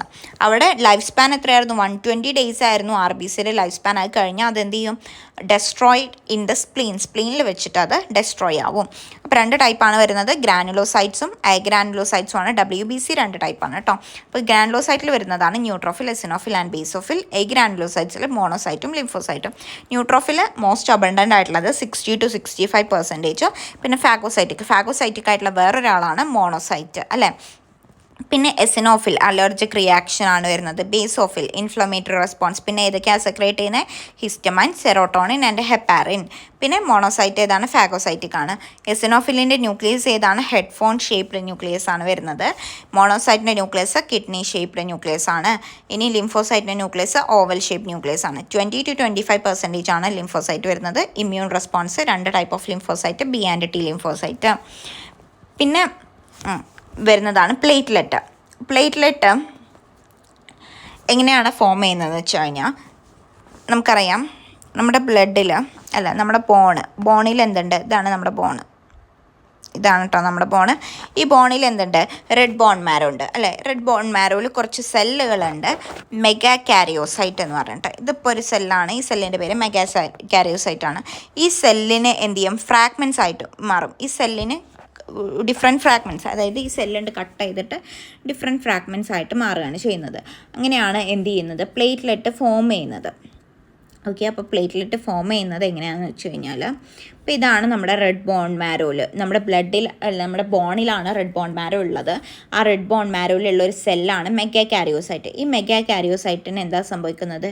ഇതിന് എന്ത് ചെയ്യുക? ഡിഫറെൻറ്റ് പാർട്സ് ആയിട്ട് മാറുക, അല്ലെങ്കിൽ ഡിഫറെൻറ്റ് ഫ്രാഗ്മെൻറ്റ്സ് ആയിട്ട് മാറുക. അപ്പോൾ നമ്മൾ പറയുകയാണെങ്കിൽ ഇതൊരു ഫ്രാഗ്മെൻ്റ് ആണ്, ഇങ്ങനെ ഡിഫറെൻറ്റ് ഫ്രാഗ്മെൻറ്റ്സ് ആയിട്ട് മാറുക. ഓക്കെ, അപ്പോൾ ഇങ്ങനെ ഫ്രാഗ്മെൻറ്റ്സ് മെഗാ കാരിയോസൈറ്റ്സ് നിന്ന് പ്രൊഡ്യൂസ് ചെയ്തുള്ള ഈ ഫ്രാഗ്മെൻറ്റ്സിനെയാണ് നമ്മൾ എന്ത് വിളിക്കുന്നത്?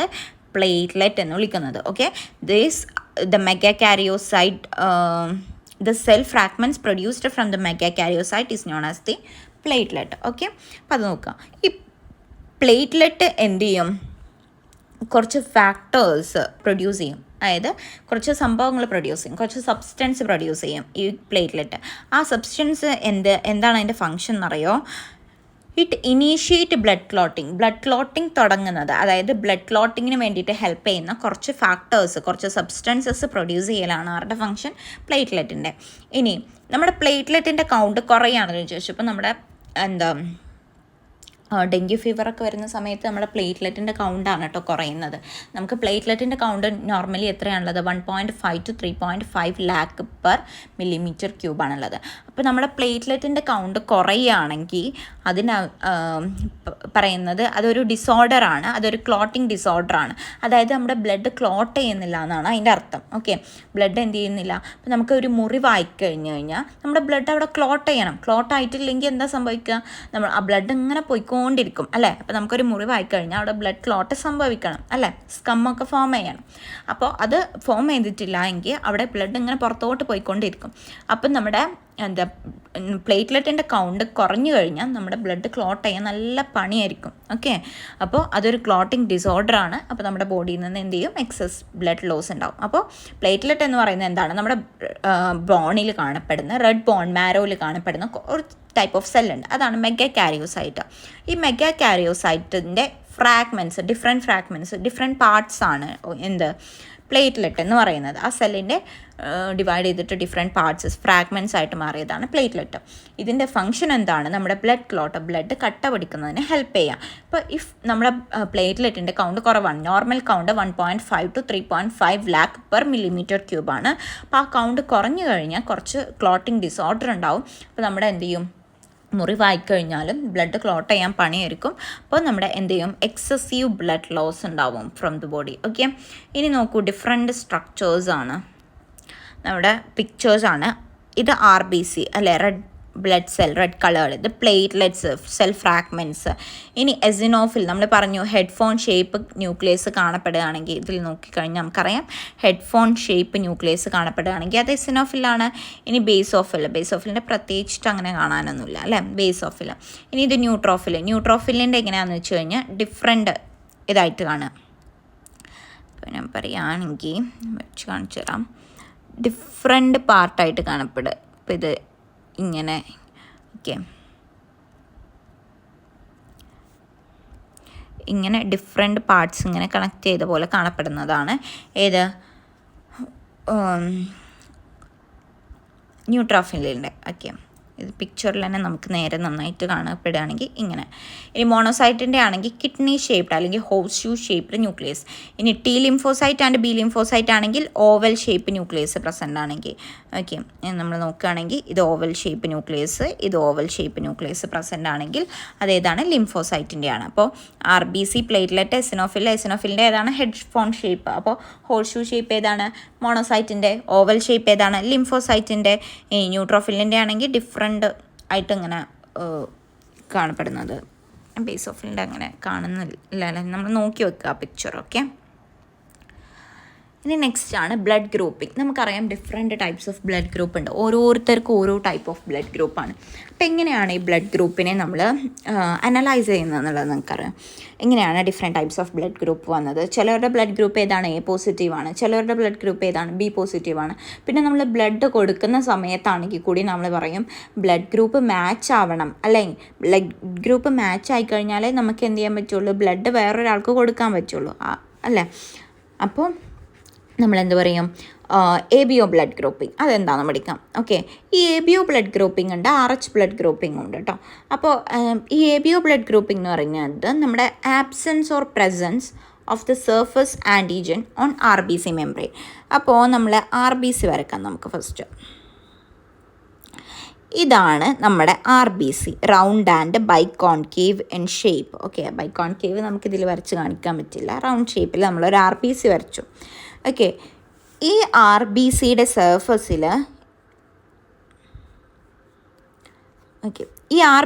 സർഫസിൽ ഒരു ആൻറ്റിജൻ പ്രസൻ്റ് ആണെന്ന് വിചാരിച്ചു. ഇഫ് ആൻറ്റിജൻ, രണ്ട് ടൈപ്പ് ഓഫ് ആൻറ്റിജൻ ആണുള്ളത്, ഒന്ന് A ടൈപ്പും ഒന്ന് B ടൈപ്പും. അപ്പോൾ A type of antigen present ആണെന്ന് വിചാരിച്ചോ. തിക്നെസ് ഭയങ്കര കുറവാണ്. Okay, A type of antigen present ആണെന്ന് വിചാരിച്ചു. ഇനി അനദർ RBC ഞാൻ വരയ്ക്കുകയാണ്. വേറൊരു RBC വരച്ചു, round and biconcave shape. Okay, ഈ RBCയുടെ സർഫസിൽ പ്രസൻറ്റ് ചെയ്തിട്ടുള്ള ആൻറ്റിജൻ ബി ആണ്. ഓക്കെ, ഇതിൽ പ്രസൻറ്റ് ചെയ്തിട്ടുള്ള ആൻറ്റിജൻ ഏതാണ്? എ ആണ്. ഈ ഇതിൽ പ്രസൻറ്റ് ചെയ്തിട്ടുള്ള ആൻറ്റിജൻ ബി ആണ്. അപ്പോൾ ഈ എ ബി എന്ന് പറയുന്നത് എന്താണെന്ന് അറിയോ? ആൻറ്റിജൻ. ഇത് RBC, ഇതിൻ്റെ സർഫസിൽ പ്രസൻറ്റ് ചെയ്തിട്ടുള്ള എ ആൻറ്റിജൻ, ഇത് അനദർ RBC, അതിൻ്റെ സർഫസിൽ എന്താണ്? വേറെ ഒരു ആൻറ്റിജൻ ഉണ്ട് ബി. ഓക്കെ, അപ്പോൾ ഇഫ് ആൻറ്റിജൻ എ ആണ് പ്രസൻറ്റ് ചെയ്തിട്ടുള്ളത് എങ്കിൽ, ഇപ്പോൾ RBCയുടെ സർഫസിൽ ആൻറ്റിജൻ എ ആണ് പ്രസൻറ്റ് ചെയ്തിട്ടുള്ളത് എങ്കിൽ അവരുടെ ബ്ലഡ് ഗ്രൂപ്പ് ഏതായിരിക്കും എന്നറിയോ? എ ബ്ലഡ് ഗ്രൂപ്പ് ആയിരിക്കും. ഓക്കെ, ഇപ്പോൾ എൻ്റെ RBCയുടെ സർഫസിൽ പ്രസൻറ്റ് ചെയ്തിട്ടുള്ളത് എ ആണ്. ഓക്കെ, എനിക്കൊരു RBC ഉണ്ട്. ആ RBCയുടെ സർഫസിൽ പ്രസൻറ്റ് ചെയ്തിട്ടുള്ള ആൻറ്റിജൻ എ ആണ്. അപ്പോൾ എൻ്റെ ബ്ലഡ് ഗ്രൂപ്പ് ഏതാണ്? എ ബ്ലഡ് ഗ്രൂപ്പാണ്. ഇനി ഇത് നമ്മുടെ RBC കൂടാതെ നമ്മുടെ ബ്ലഡിൽ ഒരു കോമ്പോണൻറ്റും കൂടിയുണ്ട്. അതേതാണ്? പ്ലാസ്മ. ഇപ്പോൾ ഇതാണ് പ്ലാസ്മ എന്ന് വിചാരിച്ചു. എക്സ്ക്യൂസ് മീ, ഹൈലൈറ്റർ എടുത്തിട്ട് ആർക്ക്. അപ്പോൾ ഇതാണ് പ്ലാസ്മ എന്ന് വിചാരിച്ചോ. ഇതാണ് പ്ലാസ്മ. അതിൽ കാണില്ല ബ്ലാക്കിൽ.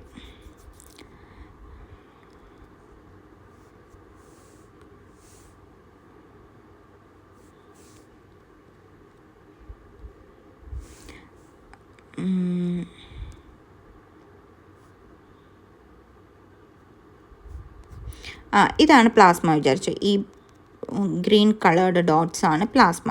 അപ്പോൾ ഈ പ്ലാസ്മയിൽ ഒരു സബ്സ്റ്റൻസ് പ്രസൻറ്റ്. അപ്പോൾ RBCയിൽ പ്രസൻറ്റ് ചെയ്തിട്ടുള്ള സബ്സ്റ്റൻസിൻ്റെ പേരെന്താണ്? RBCൻ്റെ സർഫസിൽ പ്രസൻറ്റ് ചെയ്തിട്ടുള്ള സബ്സ്റ്റൻസ് ആണ് ആൻറ്റിജൻ.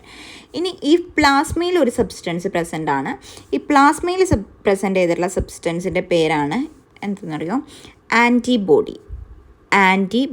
AB എന്നാണ് നമ്മൾ റെപ്രസെൻ്റ് ചെയ്യുന്നത്. ആൻറ്റിബോഡി. ഇത് RBC, അതിൽ ആൻറ്റിജൻ എ, ആൻറ്റിജൻ ബി. ഇനി ഇത് പ്ലാസ്മ, ഈ ഗ്രീൻ കളേർഡ് ഡോട്ട്സ് കാണപ്പെടുന്നത് പ്ലാസ്മയാണ്, ബ്ലഡിൻ്റെ അനദർ കോമ്പോണൻറ്റ്. അതിൽ പ്രസൻറ്റ് ചെയ്തിട്ടുള്ള സബ്സ്റ്റൻസ് ആണ് ആൻറ്റിബോഡി. ഓക്കെ, ആൻറ്റിബോഡി പ്രസൻറ്റ് ചെയ്തിട്ടുള്ള അപ്പോൾ എവിടെയാണ്? പ്ലാസ്മയിലാണ്. അപ്പോൾ ആൻറ്റിബോഡി ഉള്ളത് ഏതാണെന്നറിയോ? ബി ആണ്. അപ്പോൾ എനിക്ക് എൻ്റെ RBCയിൽ എ ആൻറ്റിജൻ ആണല്ലോന്ന് വിചാരിച്ചോ. എൻ്റെ RBCയിൽ എ ആൻറ്റിജൻ ആണ്. അപ്പം ഇൻ്റെ പ്ലാസ്മ പറഞ്ഞാൽ fluid matrix, straw coloured viscous fluid അല്ലേ. അപ്പോൾ അതിൽ ഉള്ള ആൻറ്റിബോഡി ഏതായിരിക്കും? ബി ആൻറ്റിബോഡി ആയിരിക്കും. ഇതിൻ്റെ റീസൺ എന്താണെന്നുള്ളത് നമുക്ക് പിന്നീട് പറയാം. ഇനി എനിക്ക് ബ്ലഡ് എടുക്കാൻ പറ്റുന്നത് ആരുടെ അടുത്തുനിന്ന് അറിയോ? എനിക്ക് ബ്ലഡ് സ്വീകരിക്കുക ആരുടെ അടുത്തുനിന്നൊക്കെ സ്വീകരിക്കുക? എ ബ്ലഡ് ഗ്രൂപ്പുകാരുടെ അടുത്തുനിന്നും എൻ്റെ അതേ ബ്ലഡ് ഗ്രൂപ്പ്, പിന്നെ വേറൊരു ബ്ലഡ് ഗ്രൂപ്പാണ് O ബ്ലഡ് ഗ്രൂപ്പുകാരുടെ അടുത്തുനിന്നും സ്വീകരിക്കുക. എല്ലാവർക്കും O ബ്ലഡ് ഗ്രൂപ്പുകാരുടെ അടുത്തുനിന്ന് ബ്ലഡ് സ്വീകരിക്കുക. ഓക്കെ, അതായത് O ബ്ലഡ് ഗ്രൂപ്പാണ് ഒരാൾക്കെന്ന് വിചാരിച്ചോ, അയാൾക്ക് എന്ത് ചെയ്യാം? എല്ലാവർക്കും ബ്ലഡ് കൊടുക്കാൻ പറ്റും. പക്ഷേ O പോസിറ്റീവാണോ നെഗറ്റീവാണോ എന്നുള്ളത് നമ്മൾ നോക്കണം കേട്ടോ. അപ്പോൾ നമുക്ക് എല്ലാവർക്കും ബ്ലഡ് കൊടുക്കാൻ പറ്റും.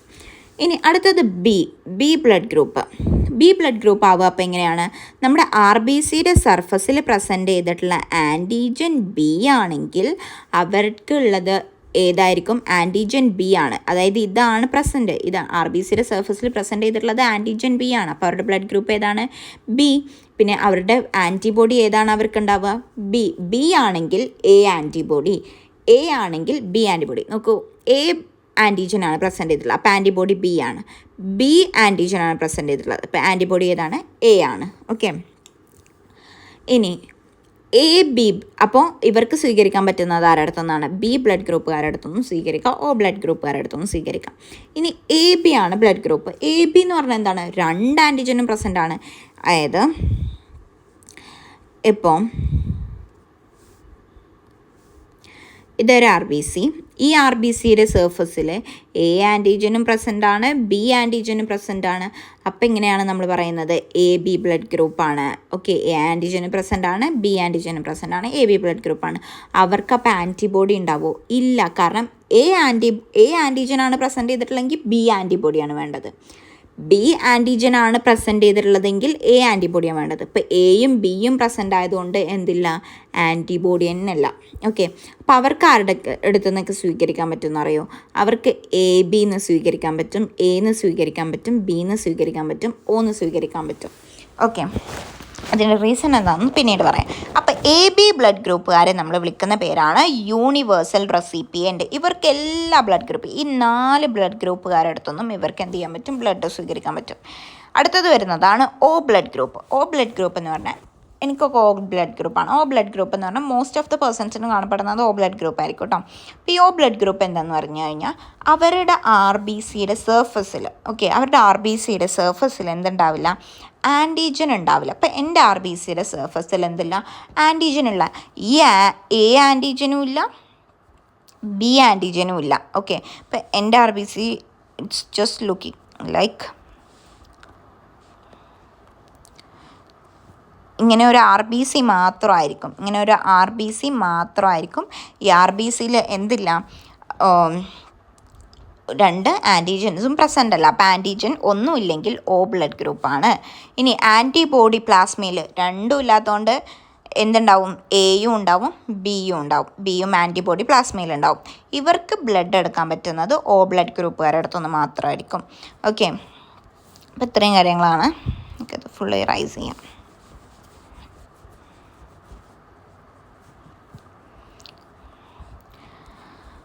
അപ്പോൾ ഇനി ഒരു കാര്യം കൂടി പറഞ്ഞിട്ട് നമുക്ക് ബാക്കി പറയാം. നമ്മൾ പറഞ്ഞു ഇത് RBC. ആ RBCയിൽ പ്രസൻറ്റ് ചെയ്തിട്ടുള്ളത് ആൻറ്റിജൻ A ആണ്. അപ്പോൾ അവരുടെ ആൻറ്റിബോഡി ഏതായിരിക്കും? നമ്മൾ പറഞ്ഞു പ്ലാസ്മയിലാണ് ആൻറ്റിബോഡി ഉണ്ടാവുക. ആൻറ്റിബോഡി B ആണ്. ഇതെന്തുകൊണ്ടാണെന്നുള്ളത് നമ്മൾക്കൊന്ന് നോക്കാം. അതെന്താണെന്ന് വെച്ച് കഴിഞ്ഞാൽ ആൻറ്റിബോഡി എന്ന് പറഞ്ഞാൽ എന്താണ്, ഇമ്മ്യൂണിറ്റി പ്രൊവൈഡ് ചെയ്യുന്നത്. ഈ ആൻറ്റിബോഡി എന്താ ചെയ്യുന്നതെന്ന് അറിയോ, ഇതിൻ്റെ ഫങ്ഷൻ ഡിഫെൻസ് ആണ്. ആൻറ്റിബോഡി B എന്ന് പറഞ്ഞാൽ ഇത് എന്ത് ചെയ്യുക, it fight against B. Antibody B എന്ന് പറയുന്നത് fight against antigen B, antigen AGB. Antigen ബിക്ക് എഗെയിൻസ്റ്റ് ആയിട്ട് ഫൈറ്റ് ചെയ്യുക. അതായത് ആൻറ്റിജൻ ബീനെ ഇത് കണ്ടു എന്ന് വിചാരിച്ചു, ഇതിനെ എന്ത് ചെയ്തിട്ടുണ്ടാവും, ഈ ആൻറ്റിബോഡി B ഡെസ്ട്രോയ് ചെയ്തിട്ടുണ്ടാവും. അപ്പം ആൻറ്റിബോഡി എന്ന് പറഞ്ഞു കഴിഞ്ഞാൽ അതിൻ്റെ ഡിഫെൻസ് മെക്കാനിസം ആണ് അതിൻ്റെ ഫങ്ഷൻ. ഈ ആൻറ്റിബോഡി B എന്ത് ചെയ്യും, B ആൻറ്റിജനെ പോയിട്ടാണ്ട് ഡെസ്ട്രോയ് ചെയ്യും. അപ്പോൾ ഇവിടെ B ആൻറ്റിജനാണ് ഉള്ളതെന്ന് വിചാരിച്ചോ, RBCയുടെ മുകളിൽ B ആൻറ്റിജനാണ് ഉള്ളതെന്ന് വിചാരിച്ചോ. ഈ ബ്ലഡ് ഫുൾ എന്ത് ചെയ്യും, ഡെസ്ട്രോയ് ആയിട്ടുണ്ടാവും. ഈ ആൻറ്റിബോഡി B അല്ലെ ഡെസ്ട്രോയ് ആക്കും. അപ്പം നമുക്ക് എന്ത് പറ്റില്ല, അവിടെ ആൻറ്റിബോഡി Bനെ നമുക്ക് അവിടെ പറ്റില്ല.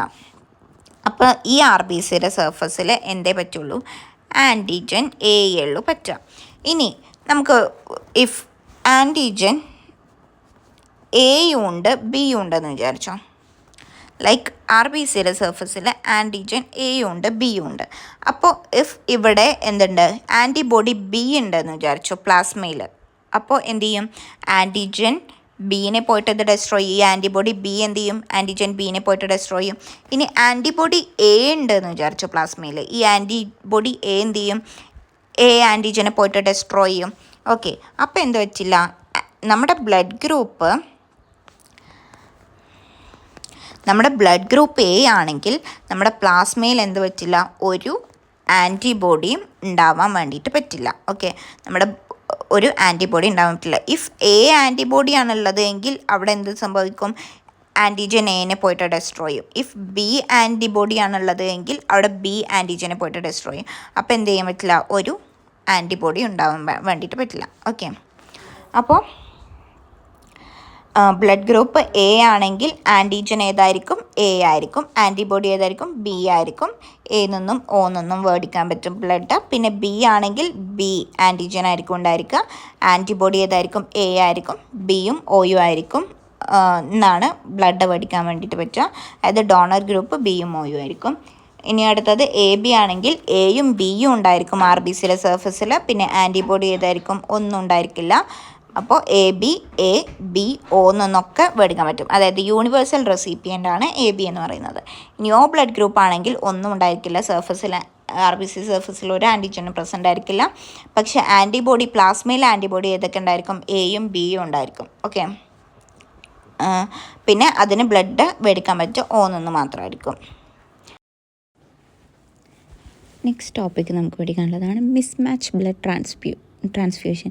മിസ്മാച്ച് ബ്ലഡ് ട്രാൻസ്ഫ്യൂഷൻ എന്ന് പറഞ്ഞു കഴിഞ്ഞാൽ നമുക്കറിയാം, ഇപ്പം നമ്മൾ ഒരു പേഴ്സൻ്റെ ബ്ലഡ് ഗ്രൂപ്പ് A ആണെന്ന് വിചാരിച്ചു, അയാൾക്ക് കൊടുക്കാൻ പറ്റുന്നത് A ബ്ലഡ് ഗ്രൂപ്പുകാരൻക്ക് മാത്രമാണ് അയാൾക്ക് ബ്ലഡ് കൊടുക്കാൻ പറ്റുക അല്ലേ. ഇപ്പോൾ O ബ്ലഡ് ഗ്രൂപ്പ് ആണെങ്കിൽ അയാൾക്ക് എല്ലാവർക്കും ബ്ലഡ് കൊടുക്കാൻ പറ്റും. അപ്പോൾ A ബ്ലഡ് ഗ്രൂപ്പ് ആകുമ്പോൾ A ബ്ലഡ് ഗ്രൂപ്പുകാരനക്ക് മാത്രമേ കൊടുക്കാൻ പറ്റുക. ഇനി ഇഫ് എ ബ്ലഡ് ഗ്രൂപ്പാണ് ഒരാൾക്ക്, അയാൾ ബ്ലഡ് കൊടുക്കുന്നത് ബി ബ്ലഡ് ഗ്രൂപ്പുകാരനാണെങ്കിൽ അവിടെ എന്ത് ചെയ്യും? ആൻറ്റിജൻ ആൻറ്റിബോഡി റിയാക്ഷൻ നടക്കും. അതിനെക്കുറിച്ചിട്ടാണ് നമുക്ക് പഠിക്കാനുള്ളത്. ഓക്കെ, അപ്പോൾ എന്താ നോക്കാം. ഇപ്പം നമ്മൾ ബ്ലഡ് ഗ്രൂപ്പ് മിസ്മാച്ച് ആയി കഴിഞ്ഞാൽ അവിടെ ആൻറ്റിജൻ ആൻറ്റിബോഡി റിയാക്ഷൻ നടക്കും. അപ്പോൾ RBC അവിടെ എന്ത് ചെയ്യും? ഡിസ്ട്രക്ഷൻ അതായത് ഡെസ്ട്രോയ് ഓഫ് RBC. പിന്നീട് എന്ത് ചെയ്യും? RBC ഡെസ്ട്രോയ് ആയി കഴിഞ്ഞാൽ അനീമിയ ഉണ്ടാവും, ജോണ്ടിസ് ഉണ്ടാവും. ഓക്കെ, അപ്പോൾ എന്താണ് സംഭവം എന്ന് വെച്ച് കഴിഞ്ഞാൽ, ഇപ്പം എ ബ്ലഡ് ഗ്രൂപ്പുള്ള ഒരു പേഴ്സൺ ആണെന്ന് വിചാരിച്ചു. എ ബ്ലഡ് ഗ്രൂപ്പാണ്. വേറൊരാളുടെ ബ്ലഡ് ഗ്രൂപ്പ് ബി ആണെന്ന് വിചാരിച്ചു. ഇഫ് എ ബ്ലഡ് ഗ്രൂപ്പുള്ള ഒരാൾ എന്ത് ചെയ്തു? അറിയാതെ ബി ബ്ലഡ് ഗ്രൂപ്പുള്ള ഒരാൾക്ക് എന്ത് ചെയ്തു? ബ്ലഡ് കൊടുത്തു. അപ്പോൾ ഇവിടെ എന്താ സംഭവിക്കുന്നതെന്ന് വെച്ച് കഴിഞ്ഞാൽ, ഈ എ ബ്ലഡ് ഗ്രൂപ്പ് കൊടുത്ത ആൾ, അതായത് ഡോണർ, എ ബ്ലഡ് ഗ്രൂപ്പ് അല്ലേ കൊടുത്ത ആൾ, അപ്പോൾ ഇയാളുടെ ആൻറ്റിജൻ, ഇയാളുടെ സർഫസിലുള്ള ആൻറ്റിജൻ ഏതായിരിക്കും? RBCയുടെ സർഫസിലുള്ള ആൻറ്റിജൻ എ ആയിരിക്കും അല്ലേ? ഇനി റെസിപ്പിയൻറ്റിൻ്റെ ആൻറ്റിബോഡി എന്ന് പറയുമ്പോൾ ഇയാളുടെ സർഫസിലുള്ള ബി എന്നുള്ള ആളുടെ സർഫസിലുള്ള ആൻറ്റിജൻ എന്ന് പറയുന്നത് ബി ആയിരിക്കും. അത് 1 സെക്കൻഡ്.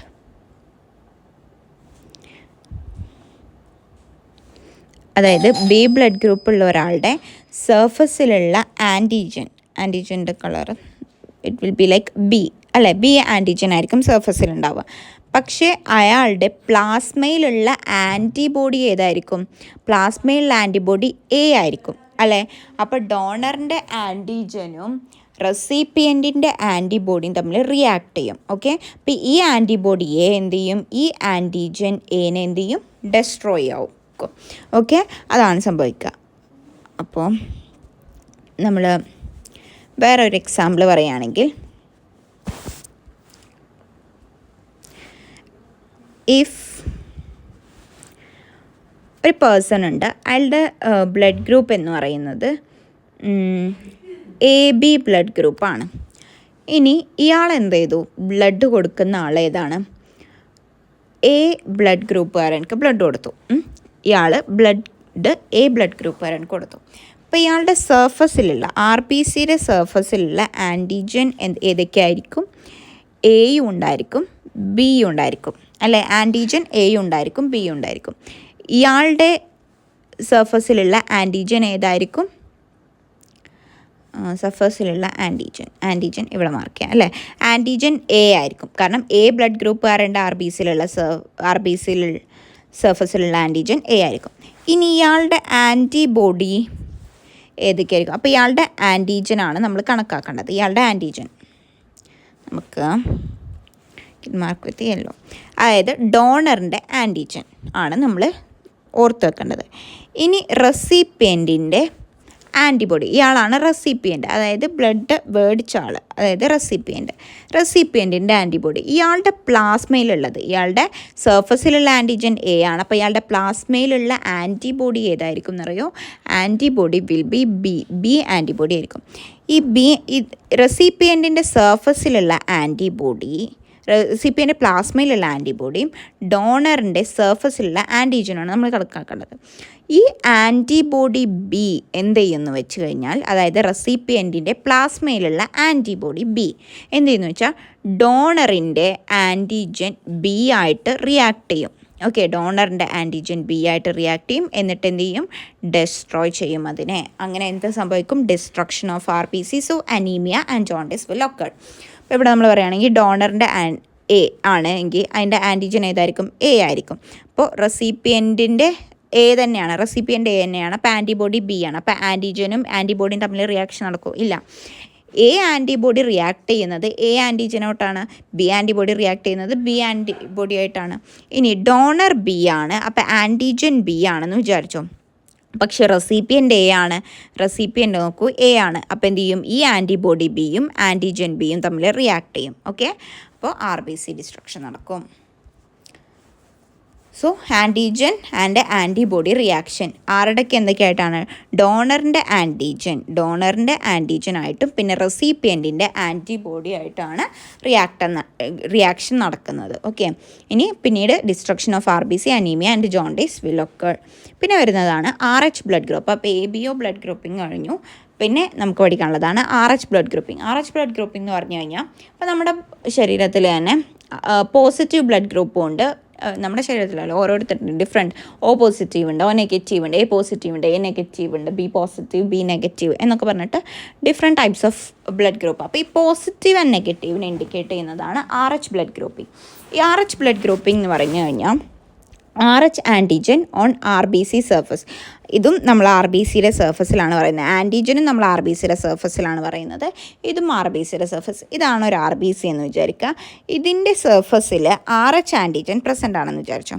ഇതിൽ RH ആൻറ്റിജൻ പ്രസൻ്റ് ആണെങ്കിൽ അവിടെ എങ്ങനെ ആയിരിക്കും? പോസിറ്റീവ്. Okay, RH positive. ഇനി RH ആൻറ്റിജൻ ആബ്സെൻ്റ് ആണെങ്കിൽ RH നെഗറ്റീവ്. 80% ആൾക്കാരിലും RH ആൻറ്റിജൻ എന്തായിരിക്കും? പ്രസൻ്റ് ആയിരിക്കും. ബാക്കി 20% ആൾക്കാരിൽ എന്തായിരിക്കും? RH നെഗറ്റീവ് ആയിരിക്കും. അപ്പോൾ നമ്മുടെ ലോകത്ത് ടോട്ടൽ എടുത്തു കഴിഞ്ഞാൽ 80% ആൾക്കാരിലും പോസിറ്റീവ് ബ്ലഡ് ഗ്രൂപ്പാണ് കാണപ്പെടുന്നത്. ഇനി പിന്നെ നമുക്കിവിടെ പഠിക്കാനുള്ളത് no natural anti RH antibody in the plasma. അതായത് ഇപ്പോൾ നമുക്കറിയാം ആൻറ്റിജൻ എക്ക്, അതായത് ആൻറ്റിജൻ എക്ക് എന്തുണ്ട്? ഒരു ആൻറ്റിബോഡി ഉണ്ട്, അതായത് ആൻറ്റിബോഡി എ. ഇനി ആൻറ്റിജൻ ബിക്ക് ഒരു ആൻറ്റിബോഡി ഉണ്ട്, അതാണ് ആൻറ്റിബോഡി ബി. അപ്പോൾ RH ആൻറ്റിജന് എന്തില്ല? നാച്ചുറലി ഒരു ആൻറ്റിബോഡിയും ഇല്ല. Okay, no ആൻറ്റി-RH antibody. അതായത് ഒരു ആൻറ്റിജൻ RHന് ഒരു ആൻറ്റിബോഡി ഇല്ല. No natural anti RH antibody. That is antigen RHന് ഒരു ആൻറ്റിബോഡി നാച്ചുറൽ പ്രസൻ്റ് അല്ല. എക്ക് A ആൻറ്റിജന് A ആൻറ്റിബോഡി ഉണ്ട്, B ആൻറ്റിജന് B ആൻറ്റിബോഡി ഉണ്ട്. പക്ഷേ RH ആൻറ്റിജന് നാച്ചുറലി ഒന്നും പ്രസൻ്റ് അല്ല. പക്ഷേ നാച്ചുറലി ആണ് പ്രസൻ്റ് അല്ലാത്തത്. ഇഫ് നമ്മൾ എന്ത് ചെയ്യുക? ബ്ലഡ് ട്രാൻസ്മിറ്റ് ചെയ്യപ്പെടുമ്പോൾ ഡിഫറെൻ്റ് മിസ്മാച്ച് സംഭവിച്ചു കഴിഞ്ഞാൽ, അതായത് ഇപ്പോൾ ഒരാളുടെ ബ്ലഡ് ഗ്രൂപ്പ് എന്താണ് ഒരാളുടെ ബ്ലഡ് ഗ്രൂപ്പ് A പോസിറ്റീവാണ്, മറ്റൊരാളുടെ ബ്ലഡ് ഗ്രൂപ്പ് A നെഗറ്റീവാണ്. അപ്പോൾ A എന്നുള്ള കേസിൽ പ്രശ്നമല്ല. A ബ്ലഡ് ഗ്രൂപ്പുള്ള ഒരാൾക്ക് ബ്ലഡ് കൊടുക്കാൻ പറ്റും. പക്ഷേ പോസിറ്റീവ് ആണ് ഇവിടെ. പോസിറ്റീവ് എന്ന് പറഞ്ഞാൽ ഇയാളുടെ സർഫസിൽ RH ആൻറ്റിജൻ പ്രസൻ്റ് ആണ്. ഇങ്ങനെയാണ് ബ്ലഡ് ഗ്രൂപ്പ് കൊടുക്കുന്നത്. RH ആൻറ്റിജൻ പ്രസൻ്റ് ആണ്, ഇയാളുടെ സർഫസിൽ RH ആൻറ്റിജൻ ആബ്സെൻ്റ് ആണ്, ഇല്ല. അപ്പം നമ്മൾ ഈ RH എന്ത് ചെയ്യും? ഇയാളുടെ ബ്ലഡ് ഗ്രൂപ്പിലേക്കും കൂടിയും ഈ RH ആൻറ്റിജൻ കയറും. ഓക്കെ, ഇയാളുടെ ബ്ലഡിക്കും കൂടിയും ഈ RH ആൻറ്റിജൻ വരും അല്ലേ. അപ്പോൾ ഇയാളുടെ ബ്ലഡിൽ ശരിക്കും RH ആൻറ്റിജൻ ഉണ്ടായിരുന്നില്ല. അപ്പം A പോസിറ്റീവ് ബ്ലഡ് ഗ്രൂപ്പ് കൊടുക്കുന്ന സമയത്ത് എന്ത് ചെയ്യും? RH ആൻറ്റിജൻ ഇയാളുടെ ബ്ലഡിലേക്ക് കയറും. അപ്പോൾ ഇയാളുടെ ബ്ലഡിലേക്ക് കയറുമ്പോൾ ഇമ്മ്യൂണിറ്റിയുടെ ഭാഗമായിട്ട് ഒരു ആൻറ്റി-RH ആൻറ്റിബോഡി അവിടെ ഫോം ചെയ്യും. ഓക്കെ, ആൻറ്റി-RH ആൻറ്റിബോഡി ഫോം ചെയ്യും. നോർമലി ഇയാളുടെ ബോഡിയിൽ ശരിക്കും ഒരു ആൻറ്റി-RH ആൻറ്റിബോഡി ഇല്ല. പക്ഷേ ഈ RH ആൻറ്റിജൻ കയറിക്കഴിഞ്ഞാൽ എന്ത് ചെയ്യും? അയാളുടെ ബ്ലഡിലേക്ക് കയറിക്കഴിഞ്ഞാൽ, മിക്സ് ആയിക്കഴിഞ്ഞാൽ എന്ത് ചെയ്യും? ആൻറ്റി-RH ആൻറ്റിബോഡി എന്ത് ചെയ്യും? ഇയാളുടെ ബ്ലഡിൽ ഫോം ചെയ്യും. ഓക്കെ, അതാണ് പറയുന്നത്. ഓക്കെ, അപ്പോൾ RH blood grouping, RH antigen present ആണ്, അപ്പോൾ RH positive. RH antigen absent ആണെങ്കിൽ RH negative. Okay, same as in rhesus monkey, അതാണ് RH എന്ന് കൊടുത്തിട്ടുള്ളത് കേട്ടോ. അപ്പോൾ natural anti RH antibody in the plasma. പക്ഷേ നമ്മൾ പറഞ്ഞു നാച്ചുറലി ആൻറ്റി-RH ആൻറ്റിബോഡി ഇല്ല. പക്ഷേ ഒരു പോസിറ്റീവ് ബ്ലഡ് ഗ്രൂപ്പ് ഉള്ള ഒരാളുടെ RH ആൻറ്റിജൻ ഉണ്ട്, നെഗറ്റീവ് ബ്ലഡ് ഗ്രൂപ്പ് ഉള്ള ഒരാളുടെ RH ആൻറ്റിജൻ ഇല്ല. അപ്പോൾ അയാൾ പോസിറ്റീവ് ഉള്ള ആൾ നെഗറ്റീവ് ഉള്ള ആൾക്ക് ബ്ലഡ് കൊടുത്തു കഴിഞ്ഞാൽ എന്ത് ചെയ്യും? ഈ RH ആൻറ്റിജൻ ഈ നെഗറ്റീവ് ഉള്ള ആൾക്ക്, അതായത് RH ആൻറ്റിജൻ ഇല്ലാത്ത ഒരാൾക്ക് RH ആൻറ്റിജൻ അയാളുടെ ബ്ലഡിൽ പുതുതായിട്ട് വന്നു. പുതുതായിട്ട് RH ആൻറ്റിജൻ വരുന്ന സമയത്ത് ഇതിനെതിരെ അപ്പോൾ നമ്മുടെ ഇമ്മ്യൂൺ സിസ്റ്റം വർക്ക് ചെയ്യും. ഓക്കെ, നമ്മുടെ ഇമ്മ്യൂൺ സിസ്റ്റം വർക്ക് ചെയ്തിട്ട് എന്ത് ചെയ്യും? ഈ RH ആൻറ്റിജൻ പുറത്തുനിന്നുള്ളൊരു ഫോറിൻ പാർട്ടിക്കിൾ, അപ്പോൾ ഇതിനെ ഡെസ്ട്രോയ് ചെയ്യാൻ വേണ്ടിയിട്ട് ഈ ആൻറ്റി-RH ആൻറ്റിബോഡി നമ്മുടെ ബോഡിയിൽ എന്ത് ചെയ്യും? ഫോം ചെയ്യും. അങ്ങനെ ആർട്ടിഫിഷ്യലായിട്ട് ഫോം ചെയ്യും. ബ്ലഡ് മിക്സപ്പ് ആവുമ്പോൾ ഫോം ചെയ്യുന്ന ഒരു സംഭവമാണ്. ഓക്കെ, അപ്പോൾ നമ്മൾ ഇവിടെ നോക്കുകയാണെങ്കിൽ ഡോണറും റെസിപ്പിയൻറ്റും. RH പോസിറ്റീവ് ഉള്ള ഒരാൾക്ക് ബ്ലഡ് കൊടുക്കാൻ പറ്റും. RH നെഗറ്റീവ് ഉള്ള ഒരാൾക്ക് ബ്ലഡ് കൊടുക്കാൻ പറ്റും. ഇനി RH പോസിറ്റീവ് ഉള്ള RH നെഗറ്റീവ് ഉള്ള ബ്ലഡ് കൊടുക്കാൻ പാടില്ല. പോസിറ്റീവ് ഉള്ള നെഗറ്റീവ് ഉള്ള കൊടുക്കാൻ പാടില്ല. അപ്പോഴാണ് അയാളുടെ നെഗറ്റീവ് ഉള്ള ആളുടേക്ക് എന്ത് ചെയ്യും, RH ആൻറ്റിജൻ കയറിയിട്ട് എന്ത് ചെയ്യും, RH ആൻറ്റിബോഡി ഫോം ചെയ്യും. പക്ഷേ നമ്മൾ നോക്കുകയാണെങ്കിൽ ഒരാളുടെ ബ്ലഡ് A നെഗറ്റീവാണ്, വേറൊരാളുടെ ബ്ലഡ് A പോസിറ്റീവാണെന്ന് വിചാരിച്ചു. A നെഗറ്റീവ് ഉള്ള ഒരാൾക്ക് ബ്ലഡ് കൊടുക്കുകയാണ്. അപ്പോൾ ഇയാളുടെ ഇതിൽ RH ആൻറ്റിജൻ ഉണ്ട്, ഇയാളുടെ ബ്ലഡിൽ RH ആൻറ്റിജൻ ഇല്ല, ഇയാളുടെ ബ്ലഡിൽ RH ആൻറ്റിജൻ ഉണ്ട്. ഈ നെഗറ്റീവ് ഉള്ള ഒരാൾ പോസിറ്റീവ് ഉള്ള ഒരാൾക്ക് കൊടുത്തു എന്ന് വെച്ചിട്ട് ഒന്നും സംഭവിക്കാൻ പോകില്ല. കാരണം RH ആൻറ്റിജൻ ഒന്നും ഇയാളുടെ ശരീരത്തേക്ക് കയറാനും ഒന്നും പോകുന്നില്ല. കാരണം ഇയാളുടെ ഒരു ആൻറ്റിജനും ഇല്ല, അപ്പം അതിന് എഗെയിൻസ്റ്റ് ആയിട്ടൊന്നും ഫോം ചെയ്യില്ല. പക്ഷേ പോസിറ്റീവ് ഉള്ള ഒരാൾ നെഗറ്റീവ് ഉള്ള ഒരാൾക്ക് കൊടുക്കാൻ വേണ്ടിയിട്ട് പാടില്ല. പക്ഷേ നെഗറ്റീവ് ഉള്ള ഒരാൾക്ക് പോസിറ്റീവ് ഉള്ള ഒരാൾക്ക് കൊടുക്കാൻ പറ്റും. ഓക്കെ, അപ്പോൾ അതാണ് ഇവിടെ പറയുന്നത്. അപ്പോൾ അത്രയേ ഉള്ളൂ RH ബ്ലഡ് ഗ്രൂപ്പിംഗ് സിസ്റ്റം. ഇനി ഈ RH ബ്ലഡ് ഗ്രൂപ്പിംഗ് സിസ്റ്റം ഒരു കേസ് വരുന്നതാണ് നമ്മുടെ ഡെലിവറി ടൈമിൽ വരുന്നൊരു കേസാണിത്. അതായത് ഫാദർ RH പോസിറ്റീവ് ആണെന്ന് വെക്കുക, മദർ RH നെഗറ്റീവ്. നമ്മൾ ഈ ഒരു എറിത്രോബ്ലാസ്റ്റോസിസ് ഫീറ്റാലിസ് എന്ന് പറയുന്ന ഒരു കണ്ടീഷൻ വരണമെങ്കിൽ മദർ എന്താവണം, RH നെഗറ്റീവ് ആവണം. പിന്നെ സബ്സീക്വൻറ്റ് പ്രഗ്നൻസിയിലുള്ള ബേബി, അതായത് ഇപ്പോൾ സെക്കൻഡ് പ്രഗ്നൻസി, അതായത് സബ്സീക്വൻറ്റ് പ്രഗ്നൻസി എന്ന് പറഞ്ഞുതരാം. സബ്സീക്വൻറ്റ് പ്രഗ്നൻസിയിലുള്ള ഒരു ബേബി എന്താവണം, RH positive. Mother RH negative ആവണം, സബ്സീക്വൻറ്റ് പ്രഗ്നൻസിയിലുള്ള കുട്ടി എന്താവണം, പോസിറ്റീവ് ആവണം. സബ്സീക്വൻറ്റ് പ്രഗ്നൻസി എന്ന് പറഞ്ഞാൽ പറയാം അതിന് മുമ്പ്. അപ്പോൾ ഫാദർ RH പോസിറ്റീവാണ്, മദർ RH നെഗറ്റീവാണ്. അപ്പോൾ ഫസ്റ്റ് പ്രഗ്നൻസി ഫീറ്റസ് എന്തൊക്കെയാവാം, ഫസ്റ്റ് പ്രഗ്നൻസിയിലുള്ള കുട്ടി എന്ത് ചെയ്യാൻ പറ്റും, RH പോസിറ്റീവ് ആവാൻ പറ്റും, RH നെഗറ്റീവ് ആവാൻ പറ്റും. അത് എങ്ങനെയാണ് വരുന്നതെന്ന് നമുക്കറിയില്ല അല്ലേ. ചിലപ്പോൾ RH പോസിറ്റീവ് ആവാൻ പറ്റും, ചിലപ്പോൾ എന്ത് ചെയ്യും, RH നെഗറ്റീവ് ആവാൻ പറ്റും. പക്ഷേ ഫസ്റ്റ് പ്രഗ്നൻസിയിലുള്ള ബേബി എന്ന് പറയുന്നത് ഇറ്റ് ഈസ് ഓൾവേസ് സേഫ്. അത് ഏത് കുട്ടി ആയിക്കോട്ടെ, അതായത് RH പോസിറ്റീവ് ആയിക്കോട്ടെ, RH നെഗറ്റീവ് ആയിക്കോട്ടെ, അതെങ്ങനെയാണ്, സേഫാണ്. ഓക്കെ, പോസിറ്റീവ് ബ്ലഡ് ഗ്രൂപ്പ് ഉള്ള ഒരു കുട്ടിയോ നെഗറ്റീവ് ബ്ലഡ് ഗ്രൂപ്പ് ഉള്ള ഒരു കുട്ടിയോ ഫസ്റ്റ് പ്രഗ്നൻസിയിലുള്ള കുട്ടി എന്തായിരിക്കും, ഓൾവേസ് സേഫ് ആയിരിക്കും. ഇനി ഡെലിവറിയുടെ സമയത്ത്, അതായത് നമ്മുടെ ഡെലിവറിയുടെ സമയത്ത് മദറിൻ്റെയും ബേബിയുടെയും ബ്ലഡ് എന്ത് ചെയ്യും, മിക്സ് ആവും.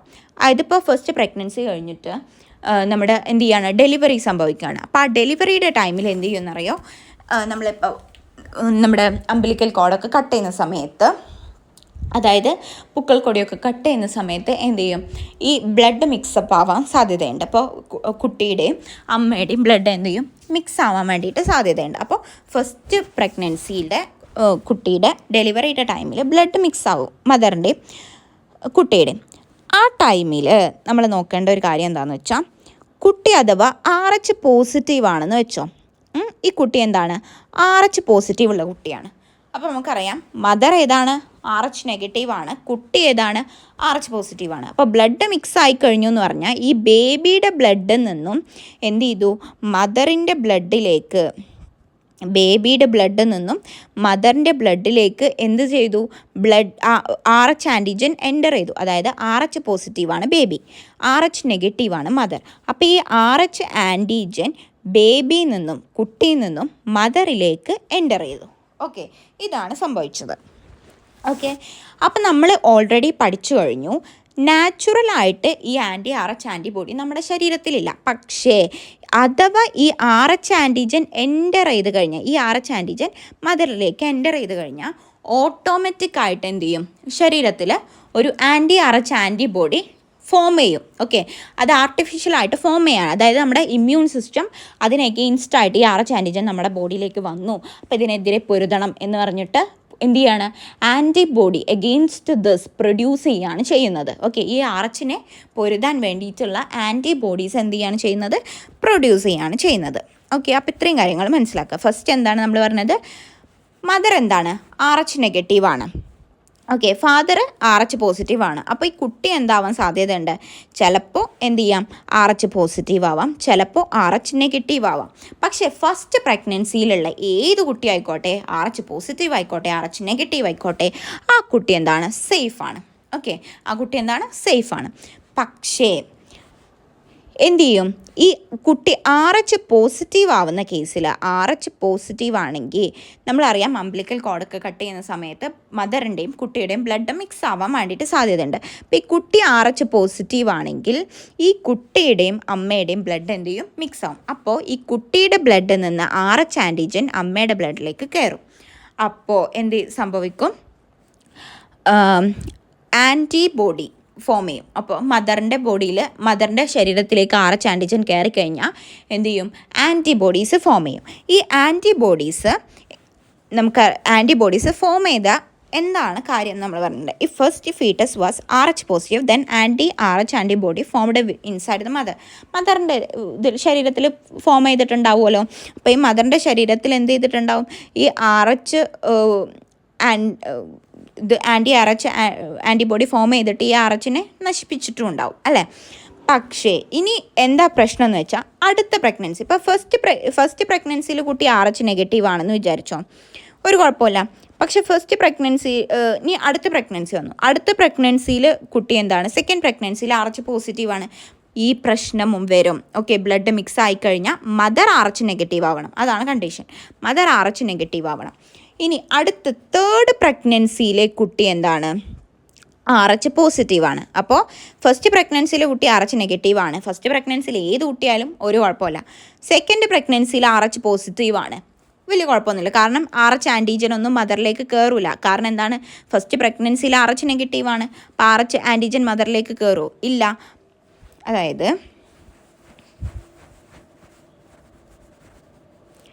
ഇഫ് ഫസ്റ്റ് മദർ RH നെഗറ്റീവാണ്, ഫസ്റ്റ് പ്രഗ്നൻസിയിൽ കുട്ടി എന്താണ്? ഫസ്റ്റ് പ്രഗ്നൻസിയിൽ കുട്ടി RH നെഗറ്റീവാണ്. അപ്പോൾ ഇതിൻ്റെ അകത്ത് RH ഇല്ല, മദറിൻ്റെ അകത്തും എന്തില്ല? RH ഇല്ല. അപ്പോൾ എന്ത് ചെയ്തില്ല? RH നെഗറ്റീവ് ഒന്നും മദറിലേക്ക് കയറില്ല. ഇത് ഫസ്റ്റ് പ്രഗ്നൻസി. ഇനി സെക്കൻഡ് പ്രഗ്നൻസിയിൽ കുട്ടി ഏതാണെന്നറിയോ? സെക്കൻഡ് പ്രഗ്നൻസി വന്നപ്പോൾ കുട്ടി RH പോസിറ്റീവാണ്. ഓക്കെ, അപ്പോൾ ഈ കുട്ടിയുടെ ശരീരത്തിൽ എന്തുണ്ടാവും? ഇതുണ്ടാവും. അപ്പോൾ ഫസ്റ്റ് പ്രഗ്നൻസിയിൽ ഏത് കുട്ടിയാണെങ്കിലും അത് സേഫാണ്. സെക്കൻഡ് പ്രഗ്നൻസിയിലത്തെ കുട്ടിയും സേഫാണ്. കാരണം ഇവിടെ RH പോസിറ്റീവ് ആ കുട്ടിയായിട്ട് ബ്ലഡ് മിക്സ് ആയിട്ടും ഇതാക്കിയിട്ടൊന്നുമില്ല. അപ്പോൾ RH പോസിറ്റീവാണ് സെക്കൻഡ് പ്രഗ്നൻസിയിൽ കുട്ടി. ആ കുട്ടി എന്ത് സംഭവിച്ചിട്ടുണ്ടാവും എന്നറിയോ? ഈ RH പോസിറ്റീവ് എന്ന് ഈ RH ആൻറ്റിജൻ മദറിലേക്ക് കയറും. ഇപ്പോഴും പ്രശ്നമില്ല, മദറിലേക്ക് കയറിയിട്ട് RH നശിപ്പിക്കും, അപ്പോഴും പ്രശ്നമില്ല. പക്ഷെ തേർഡ് പ്രഗ്നൻസി RH പോസിറ്റീവ് കഴിഞ്ഞാൽ സബ്സീക്വൻറ്റ് പ്രഗ്നൻസി, അതിൻ്റെ അടുത്ത പ്രഗ്നൻസി വരില്ലേ, അതിൻ്റെ അടുത്ത പ്രഗ്നൻസിയിൽ തേർഡ് പ്രഗ്നൻസിയിലും കുട്ടി എന്താണ്? RH പോസിറ്റീവാണെന്ന് വിചാരിച്ചോ. മദറിൻ്റെ ശരീരത്തിൽ ബ്ലഡ് മിക്സ് ആവും അല്ലേ. അപ്പോൾ മദറിൻ്റെ ശരീരത്തിൽ എന്തുണ്ട്? ഈ RH പോസിറ്റീവ് സെക്കൻഡ് പ്രഗ്നൻസിയിൽ RH പോസിറ്റീവ് ആയപ്പോൾ മദറിൻ്റെ ശരീരത്തിൽ കുറച്ച് ആൻറ്റിബോഡി ഫോം ചെയ്തിരുന്നു എഗെയിൻസ്റ്റ് RH അല്ലേ. RH എഗെയിൻസ്റ്റ് ആയിട്ട് ആൻറ്റിബോഡീസ് ഫോം ചെയ്തിരുന്നു. ഇത് അംബിലിക്കൽ കോഡ് കട്ട് ചെയ്യുന്ന സമയത്ത് ബ്ലഡ് മിക്സപ്പ് ആവുന്ന സമയത്ത് ഈ കുട്ടിയുടെ ശരീരത്തിൽ അംബിലിക്കൽ കോഡ് കട്ട് ചെയ്യുന്ന സമയത്തല്ല, അല്ലാതെയും ബ്ലഡ് മിക്സ് ആവാനൊക്കെ സാധ്യതയുണ്ട്.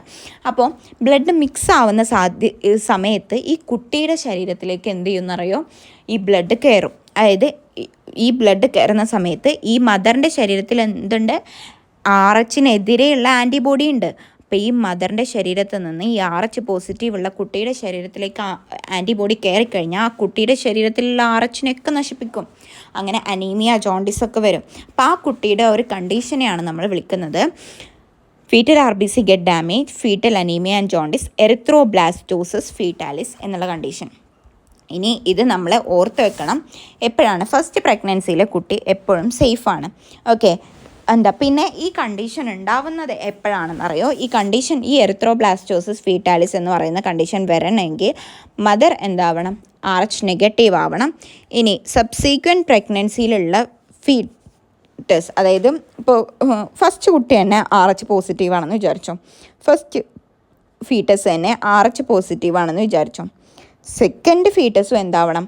RH പോസിറ്റീവ് ആവണം. സബ്സീക്വൻറ്റ് പ്രഗ്നൻസി, ഇപ്പോൾ first foetus RH first foetus RH negative ആവണം, സെക്കൻഡ് ഫീറ്റസ് RH നെഗറ്റീവ് ആണ്, തേർഡ് ഫീറ്റസ് RH പോസിറ്റീവ് ആണെങ്കിൽ അടുത്തതും ഫോർത്ത് ഫീറ്റസ് എന്താവണം, RH പോസിറ്റീവ് ആണ്. അല്ലെങ്കിൽ ഏതെങ്കിലും ഒരു കുട്ടി പിന്നീട്, പിന്നെ ഫോർത്ത് RH നെഗറ്റീവ് ആണ്, ഫിഫ്ത്ത് RH പോസിറ്റീവ്, ഒരു RH പോസിറ്റീവിന് ശേഷം വേറൊരു RH പോസിറ്റീവ് വരണം. ഓക്കെ, ഒരു കുട്ടി RH പോസിറ്റീവ് ആയതിനു ശേഷം വേറൊരു കുട്ടി RH പോസിറ്റീവ് ആവണം. ഓക്കെ, അപ്പോൾ സബ്സീക്വൻറ്റ് പ്രഗ്നൻസിയിൽ എന്ത് ചെയ്യണം, RH പോസിറ്റീവ്, ഒരു കുട്ടി RH പോസിറ്റീവ് ആയതിനു ശേഷം പിന്നീട് ഉണ്ടാവണ ഏതെങ്കിലും ഒരു കുട്ടി RH പോസിറ്റീവ് ആയിക്കഴിഞ്ഞാൽ മതി. ഓക്കെ, ഇപ്പോൾ സെക്കൻഡുള്ളൊരു കുട്ടി RH പോസിറ്റീവാണ്, പിന്നെ ഒരു ഫോർത്തുള്ളൊരു കുട്ടി RH പോസിറ്റീവായി, ഫോർത്ത് വരുന്ന ഒരു കുട്ടി RH പോസിറ്റീവായി, അപ്പോഴും എന്താണ്, ഇത് പ്രശ്നമാണ്. അപ്പോൾ ആ കുട്ടിക്ക് എന്ത് ചെയ്യും, അവരുടെ ഇതിൽ വെച്ചിട്ട് തന്നെ എന്ത് സംഭവിക്കും, അനീമിയ ആൻഡ് ജോണ്ടിസ് സംഭവിക്കും, പിന്നെ എറിത്രോബ്ലാസ്റ്റോസിസ് ഫീറ്റാലിസ് എന്ന് പറയുന്ന കണ്ടീഷൻ ആ കുട്ടിക്ക് ഉണ്ടാവും. ഓക്കെ,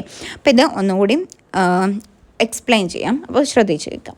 ഫാദർ RH പോസിറ്റീവാണ്, മദർ എന്താണ് RH നെഗറ്റീവാണ്. മദർ RH നെഗറ്റീവ് ആണെന്ന് പറഞ്ഞാൽ മദറിൻ്റെ ശരീരത്തിൽ എന്തില്ല, RH ആൻറ്റിജൻ ഇല്ല. അപ്പോൾ ഫസ്റ്റ് പ്രഗ്നൻസിയിലെ ഫീറ്റസ് ഏത് ഫീറ്റസ് ആയിക്കോട്ടെ അത് സേഫാണ്.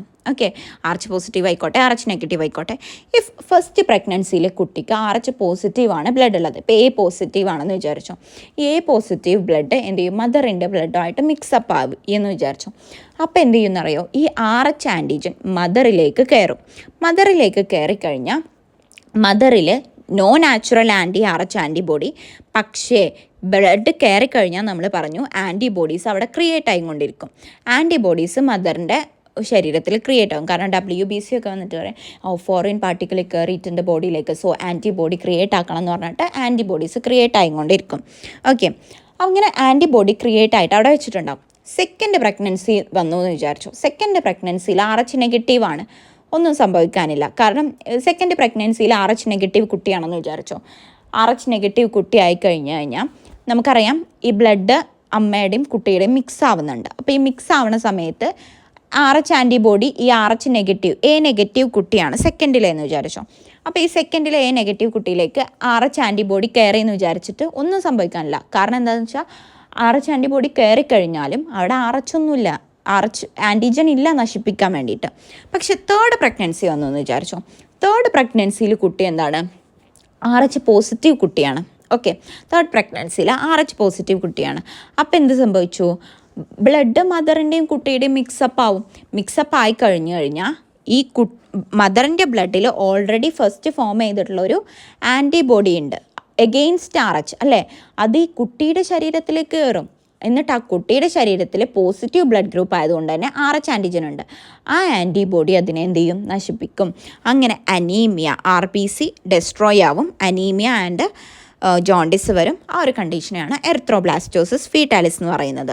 അപ്പോൾ ഇതെങ്ങനെയാണ് പ്രിവെൻറ്റ് ചെയ്യാന്ന് വെച്ച് കഴിഞ്ഞാൽ, നമ്മൾ ഡെലിവറി കഴിഞ്ഞേക്ക്, മദറിൻ്റെ ഡെലിവറി കഴിഞ്ഞേക്ക്, ഇനിയിപ്പോൾ ഇപ്പോൾ ഇന്നത്തെ കാലത്ത് നമ്മൾ ഏത് കുട്ടിയാണെന്നൊന്നുമില്ല, പക്ഷേ മദറിൻ്റെ ഡെലിവറി കഴിഞ്ഞേക്ക് നമ്മൾ എന്ത് ചെയ്യുന്നുണ്ടെന്നറിയോ, ഈ RH ആൻറ്റിബോഡിക്ക് റെഡിമെയ്ഡ് RH ആൻറ്റിബോഡി മദറിലേക്ക് ഇഞ്ചെക്ട് ചെയ്യുന്നുണ്ട്. Okay, administer readymade RH antibody to mother immediately after ഡെലിവറിക്ക് തൊട്ട് ശേഷം RH ആൻറ്റിബോഡി എന്ത് ചെയ്യുന്നുണ്ടെന്നറിയോ, മദറിലേക്ക് ഇഞ്ചെക്ട് ചെയ്ത് കൊടുക്കുന്നുണ്ട്. അങ്ങനെയാണ് നമ്മൾ ഇതിനെ ട്രീറ്റ് ചെയ്യുന്നത് കേട്ടോ.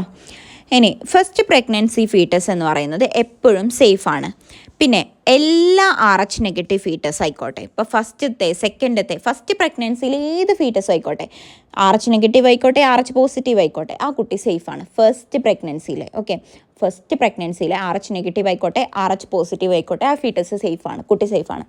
ഇനി RH നെഗറ്റീവ് ഉള്ള കുട്ടിയാണ്, അതായത് A negative B negative C negative ഇല്ല A negative B negative AB negative O negative ആയിക്കോട്ടെ, ആ നെഗറ്റീവുള്ള RH നെഗറ്റീവുള്ള കുട്ടിയാണെങ്കിൽ അത് ആ കുട്ടി സേഫാണ്.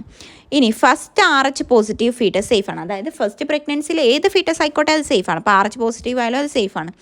പക്ഷേ സബ്സീക്വൻറ്റ് പ്രഗ്നൻസി, പിന്നീടുള്ള പ്രഗ്നൻസിയിൽ അതായത് RH പോസിറ്റീവ് ഒരു പ്രാവശ്യം വന്നു, പിന്നീടുള്ള പ്രഗ്നൻസിയിലും RH പോസിറ്റീവ് വരികയാണെങ്കിൽ ആ കുട്ടി എന്താണ്, അൺസേഫാണ്.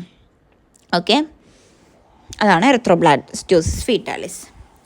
ഇനി ബ്ലഡ് കോയാഗുലേഷൻ എന്ന് പറഞ്ഞു കഴിഞ്ഞാൽ ഇറ്റ് ഈസ് എ മെക്കാനിസം. നമുക്കറിയാം നമ്മുടെ ബ്ലഡിൽ നമ്മുടെ എന്തെങ്കിലും മുറിവായി കഴിഞ്ഞാൽ നമ്മുടെ ബ്ലഡ് എന്ത് ചെയ്യും, കുറേ ലോസ് ആവും. അപ്പോൾ പെട്ടെന്ന് തന്നെ ബ്ലഡിൻ്റെ മുകളിൽ ഒരു സ്കം ഫോം ചെയ്യും, അല്ലേ, ഒരു ബ്രൗൺ കളർ ഒരു സംഭവം ഫോം ചെയ്യും. അപ്പോൾ അതിനെയാണ് നമ്മൾ ബ്ലഡ് ക്ലോട്ട് ചെയ്തു എന്ന് പറയുക. കട്ട പിടിച്ചിട്ടുണ്ട്, കുഴപ്പമൊന്നുമില്ല എന്ന് നമ്മൾ പറയും, അല്ലേ. അപ്പോൾ ഇനി അത് അവിടെ നമ്മളെ ബ്ലഡ് ക്ലോട്ട് ചെയ്ത് കട്ട പിടിച്ചിട്ടില്ലെങ്കിൽ അവിടെ എന്ത് ചെയ്യും, എക്സസ് ആയിട്ട് ഇങ്ങനെ ബ്ലഡ് ഇങ്ങനെ ലോസ് ആയിക്കൊണ്ടിരിക്കും, അല്ലേ. അപ്പോൾ ഈ ബ്ലഡ് കോയാഗുലേഷന് വേണ്ടി ഹെൽപ്പ് ചെയ്യുന്ന പ്ലേറ്റ്ലെറ്റ്സും പിന്നെ പ്ലാസ്മയിൽ ക്ലോട്ടിങ് ഫാക്ടേഴ്സ് ഉണ്ട്, അല്ലേ. നമ്മൾ പറഞ്ഞു പ്ലാസ്മ പ്രോട്ടീൻസിൽ തന്നെ ആൽബുമിൻ, ഗ്ലോബുലിൻ, ഫൈബ്രിനോജൻ. അതിൽ ഫൈബ്രിനോജൻ എന്തിനു വേണ്ടിയിട്ടാണ് ഹെൽപ്പ് ചെയ്യുന്നത്? ബ്ലഡ് ക്ലോട്ടിങ്ങിന് വേണ്ടിയിട്ടാണ് ഹെൽപ്പ് ചെയ്യുന്നത്. ഇനി ഈ ബ്ലഡ് കോയാഗുലേഷൻ എന്ന് പറയുന്നത് series of linked enzymatic reaction ആണ്. അതിനെ നമ്മൾ കാസ്കേഡ് പ്രോസസ്സ് എന്ന് വിളിക്കുന്നുണ്ട്. ഓക്കെ, അപ്പോൾ എങ്ങനെയാണ് ബ്ലഡ് കോയാഗുലേഷൻ നമ്മൾ സംഭവിക്കാൻ നോക്കാം. ഫസ്റ്റ് നമുക്കൊരു ഇഞ്ചുറി സംഭവിച്ചു എന്ന് വിചാരിച്ചു. അപ്പോൾ ആ ഇഞ്ചുറി സംഭവിക്കുമ്പോൾ എന്ത് ചെയ്യും, നമ്മുടെ ബ്ലഡ് ചില ഫാക്ടേഴ്സ് റിലീസ് ചെയ്യും. അതായത് ഫാക്ടേഴ്സാണ് 3യും 7യും ഒക്കെ, അതൊന്നും നമ്മൾ പഠിക്കണ്ട. ചില ഫാക്ടേഴ്സ് റിലീസ് ചെയ്യും. ഈ ഫാക്ടേഴ്സ് റിലീസ് ചെയ്യുമ്പോൾ അതെന്ത് ചെയ്യും എന്നറിയോ, ത്രോംബോകിനൈസ് എൻസൈം കോംപ്ലക്സിനെ ആക്ടിവേറ്റ് ചെയ്യും. It activate thrombokinase enzyme complex. Thrombokinase enzyme complex എന്ന് പറഞ്ഞിട്ടുള്ളൊരു സംഭവമുണ്ട്. അതിനെ ആക്ടിവേറ്റ് ചെയ്യും. ഈ ത്രോംബോകിനൈസ് എൻസൈം കോംപ്ലക്സ് എന്ത് ചെയ്യുമെന്ന് വെച്ചാൽ പ്രോത്രോംബിൻ നമ്മുടെ ഇതിൽ കാണപ്പെടുന്നുണ്ട്, പ്ലാസ്മയിലല്ല നമ്മുടെ ബ്ലഡിൽ കാണപ്പെടുന്നതാണ് പ്രോത്രോംബിൻ. അത് ഇനാക്റ്റീവ് ഫോമിലാണ്. അതിനെ എന്ത് ചെയ്യും, ത്രോംബിനാക്കിയിട്ട് മാറ്റും. ഈ ത്രോംബോകിനൈസ് എൻസൈം കോംപ്ലക്സ് പ്രോത്രോംബിൻ, അത് ഇനാക്റ്റീവ് ഫോമാണ്, ത്രോംബിനാക്കിയിട്ട് മാറ്റും, ആക്റ്റീവ് ഫോം. ഈ ത്രോംബിൻ പിന്നീട് എന്ത് ചെയ്യും, ഫൈബ്രിനോജൻ ഇനാക്റ്റീവ് ഫോമാണ്, അതിനെ ഫൈബ്രിൻ ആക്കിയിട്ട് മാറ്റും. ഫൈബ്രിൻ ആക്റ്റീവ് ഫോമാണ്. ഓക്കെ, അപ്പോൾ ഫൈബ്രിനോജൻ എന്ന് പറയുമ്പോൾ പ്ലാസ്മയിൽ സൊല്യൂബിളാണ്. പ്ലാസ്മ പ്രോട്ടീൻ നമ്മളൊന്ന് പറഞ്ഞത് ഫൈബ്രിനോജനാണ്. പിന്നെ ഫൈബ്രിൻ ഇൻസൊല്യൂബിളാണ്. ഓക്കെ, ഈ ഫൈബ്രിൻ എന്ത് ചെയ്യുമെന്നറിയോ, പിന്നീട് ഒരു നെറ്റ്വർക്ക് ഓഫ് ഫൈബ്രിൻ ത്രെഡ്സ്, അതിൽ നമ്മുടെ ഡാമേജ് ആയിട്ടുള്ള ഡെഡ് ഫോംഡ് എലമെൻറ്റ്സ് ഒക്കെ വന്നിട്ട് അറ്റാച്ച് ചെയ്യും. ഇവിടെ പിക്ചർ നമ്മൾ നേരെ കാണിച്ചിട്ടുണ്ട്. ഇതാണ് ഫൈബ്രിൻ എന്ന് പറയുന്നത്. ഈ ഫൈബ്രിനിലേക്ക് ഈ ഡോട്ട്സ് ആണ് ഡെഡ് എലമെൻറ്റ്സ്. ഈ ഡെഡ് എലമെൻറ്റ്സ് വന്നിട്ട് കിടക്കും, ട്രാപ്പ് ചെയ്യും. ഓക്കെ, അങ്ങനെയാണ് ക്ലോട്ട് ഫോം ചെയ്യുന്നത്. ഓക്കെ, അപ്പോൾ ഇത്രയാണ് സംഭവം. നമുക്കൊരു ഇഞ്ചുറി സംഭവിച്ചു കഴിഞ്ഞാൽ നമ്മളിങ്ങനെ മനസ്സിലാക്കാം, നമുക്ക് എന്തെങ്കിലും ഒരു ഇഞ്ചുറി സംഭവിച്ചു, അപ്പോൾ നമ്മുടെ ബ്ലഡ് എന്ത് ചെയ്യും, ചില ഫാക്ടേഴ്സിനെ റിലീസ് ചെയ്യും. ഈ ഫാക്ടേഴ്സ് ഫസ്റ്റ് എന്താ ചെയ്യുന്നതെന്ന് അറിയോ, ത്രോംബോകിനൈസ് എൻസൈം കോംപ്ലക്സിനെ പോയിട്ട് എന്ത് ചെയ്യും, ആക്ടിവേറ്റ് ചെയ്യും. ത്രോംബോകിനൈസ് എൻസൈം കോംപ്ലക്സ്. ഈ ത്രോംബോകിനൈസ് എൻസൈം കോംപ്ലക്സ് എന്താ ചെയ്യുന്നതെന്ന് വെച്ചാൽ പ്രോത്രോംബിനെ ത്രോംബിനാക്കിയിട്ട് മാറ്റും. പ്രോത്രോംബിൻ ഇനാക്റ്റീവ് ഫോമാണ്, ത്രോംബിൻ ആക്റ്റീവ് ഫോമാണ്. ഈ ത്രോംബിൻ പിന്നീട് ഫൈബ്രിനോജനെ ഫൈബ്രിനാക്കിയിട്ട് മാറ്റും. ഫൈബ്രിനോജൻ ഇനാക്റ്റീവ് ആണ്, ഫൈബ്രിൻ ആക്റ്റീവ് ആണ്. ഈ ഫൈബ്രിൻ്റെ കൂടെ പിന്നെ dead and damaged elements, formed elements trap ചെയ്തിട്ട് ക്ലോട്ട് ഫോം ചെയ്യുകയാണ് ചെയ്യുന്നത്. ഡാർക്ക് ബ്രൗൺ കളേർഡ് സ്കമ്മാണ് കോയഗുലം ഒരു ക്ലോട്ട് എന്ന് പറയുന്നത്. ഇനി സെറത്തിന് ക്ലോട്ട് ചെയ്യാൻ പറ്റില്ല. ഈ സെറം എന്ന് പറഞ്ഞാൽ എന്താണെന്നറിയോ, blood minus RBC plus platelets plus WBC plus fibrinogen. നമ്മുടെ ബ്ലഡിൽ നിന്ന് RBC, പ്ലേറ്റ്ലെറ്റ്, ഫൈബ്രിനോജൻ പിന്നെ WBC ഇതിനൊഴിവാക്കി കഴിഞ്ഞാൽ ബാക്കിയുള്ള പോർഷനെയാണ് നമ്മൾ സെറം എന്ന് പറയുന്നത്. അപ്പോൾ സെറത്തിന് ക്ലോട്ട് ചെയ്യാൻ വേണ്ടിയിട്ട് പറ്റില്ല. അതല്ലെങ്കിൽ നമുക്ക് എന്ത് പറയാമെന്നറിയാം, blood minus RBC, platelet, WBC എന്ന് പറഞ്ഞാൽ എന്താണ്, ഫോംഡ് എലമെൻറ്റ്സ്, അല്ലേ. അപ്പോൾ ബ്ലഡ് മൈനസ് ഫോംഡ് എലമെൻറ്റ്സ് എന്ന് പറഞ്ഞാൽ എന്താണ്, പ്ലാസ്മ. ബ്ലഡിൽ നിന്ന് ഫോംഡ് എലമെൻറ്റ്സ് ഒഴിവാക്കി കഴിഞ്ഞാൽ പ്ലാസ്മ, അല്ലേ.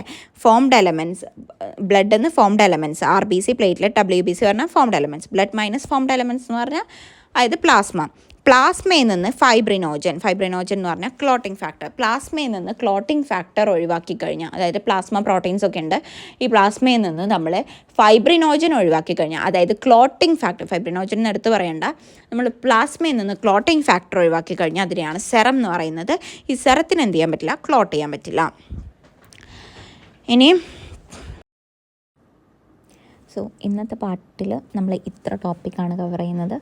ബാലൻസ് പാർട്ടിന് നമ്മൾ നെക്സ്റ്റ് വീഡിയോ കാണാം. പാർട്ട് 2 നമ്മൾ ലിംഫ്, അതുപോലെ തന്നെ ഹ്യൂമൻ സർക്കുലേറ്ററി സിസ്റ്റം, നമ്മുടെ ഇത് ഹേർട്ടൊക്കെ നമ്മൾ പരിചയപ്പെടുന്നതാണ്. ഓക്കെ, അപ്പോൾ ബാലൻസ് പാർട്ടിന് വേണ്ടിയിട്ട് വെയിറ്റ് ചെയ്യുക. If you like this video, don't forget to like, share and subscribe. Thank